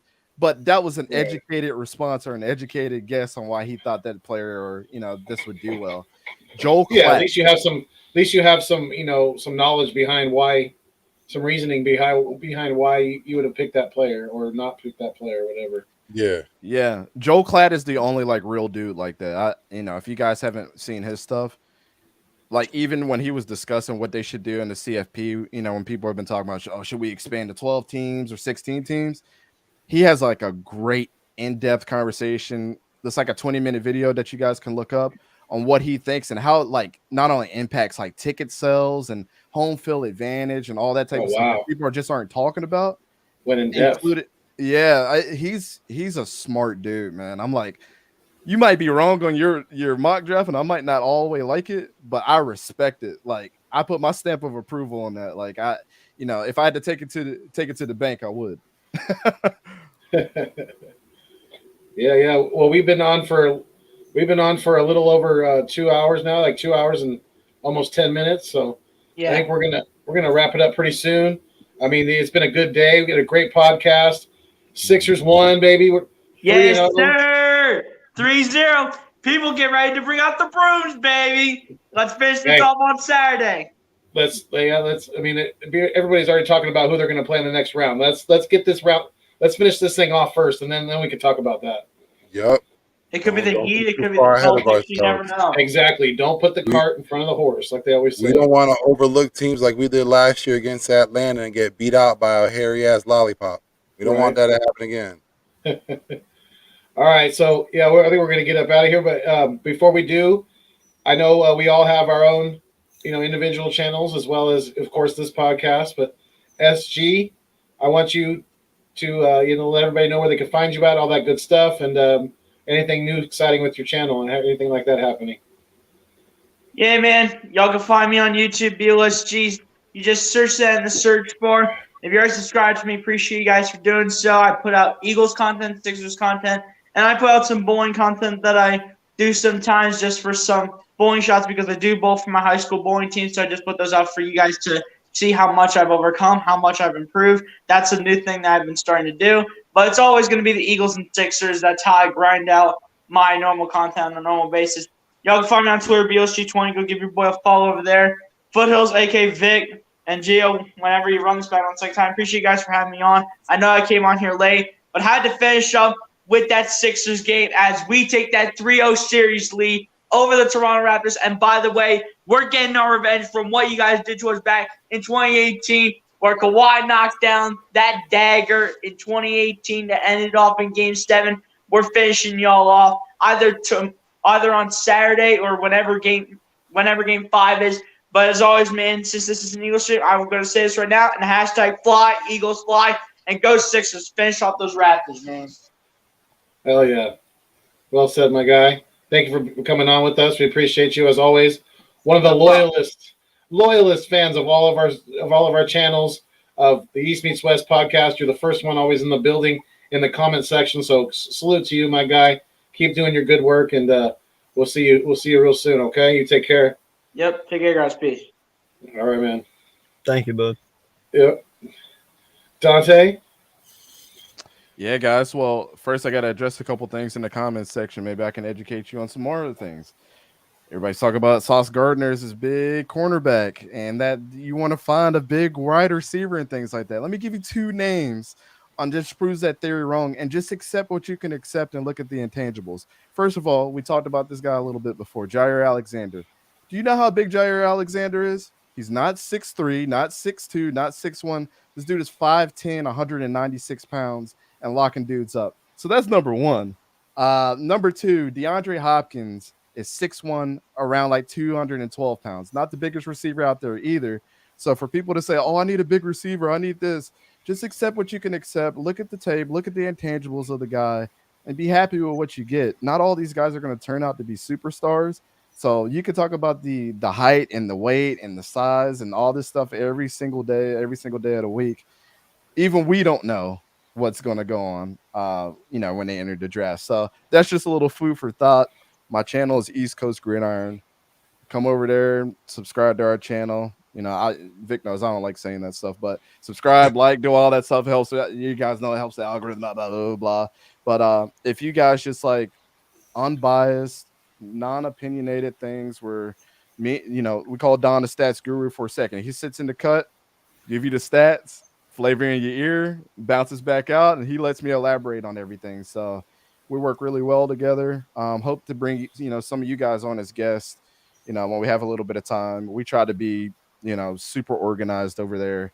If you guys ever check out our channel, we don't want it just to be a podcast. We want it to be one of the next best shows that you come to, to get all your information on everything football. So we want to be that reputable for everybody that watches us. So we want this to be a network at the end of the day, man. So just go subscribe to us. Just two East Coast guys just talking football without any biases. And, from my guy, Don, he's an Eagles fan. So, I'm sure he's saying fly Eagles fly for you guys.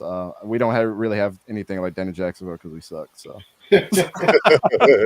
roar, Jaguars, roar. Jacksonville suck. There you go. Yeah. But appreciate you guys having me on, man, and sending me the link as always. I will join you whenever you guys need a opinion about anything. You guys know that. Appreciate you, my guy. Yeah. Respect. Definitely. Thank you for being with us. Yeah, man. See you guys. Have a great night. You too. Great night. Take care. Yeah, it's been another great one. Definitely tonight. This is another one for the books for sure. Vic, you want to let them know, my guy? Hey, man, like I said, you've seen in the comments, appreciate everyone for coming through. Thank you, everyone who came on the show. BLSG, Cool Cat Connor, Papa Sora, my guy Dante, East Coast Gridiron Sports. Appreciate you all. You know what it is. It's victory. See me in the chats. See me on Twitter. You always see me with my guys supporting great Eagles content. You will always catch us four gentlemen, Gio from the 215 as well, every Wednesday night. Now, as we said, next week it'll be Thursday live for the draft.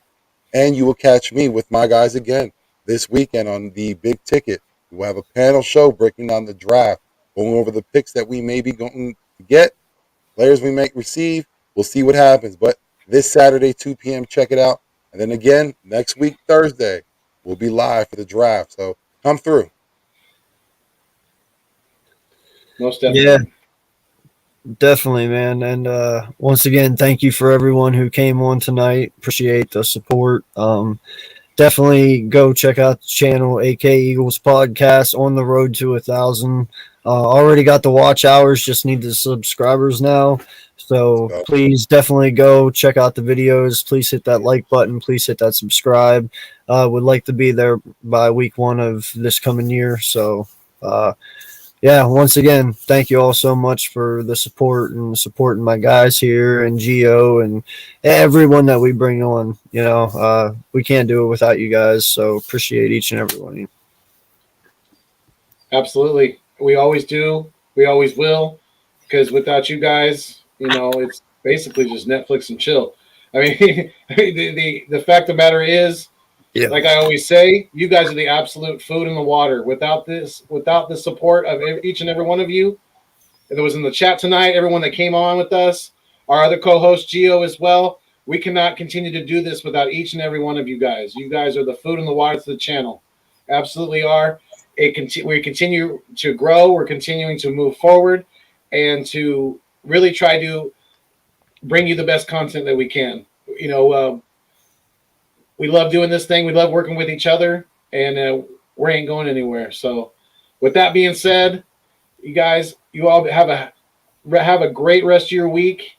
We will see you next week, like my man down below me said, not on Wednesday night, but Thursday night, live for the draft. We will be here for you guys, bringing you live draft coverage as it comes down. You know, it's going to be exciting. Don't miss it. Check out the big ticket this weekend, like Vic said as well. Check out the content on my man here's podcast, AK Eagles Podcast. He's on the road to 1,000, like he said. Let's get him there. He deserves it. He's been working his tail off.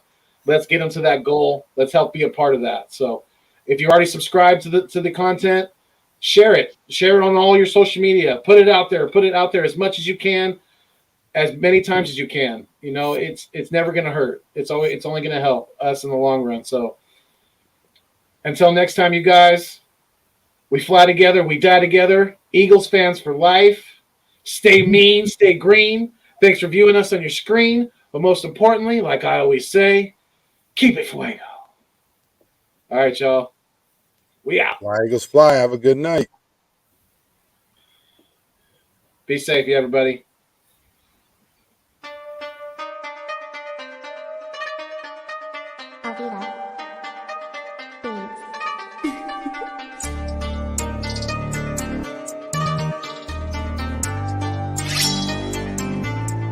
Mankind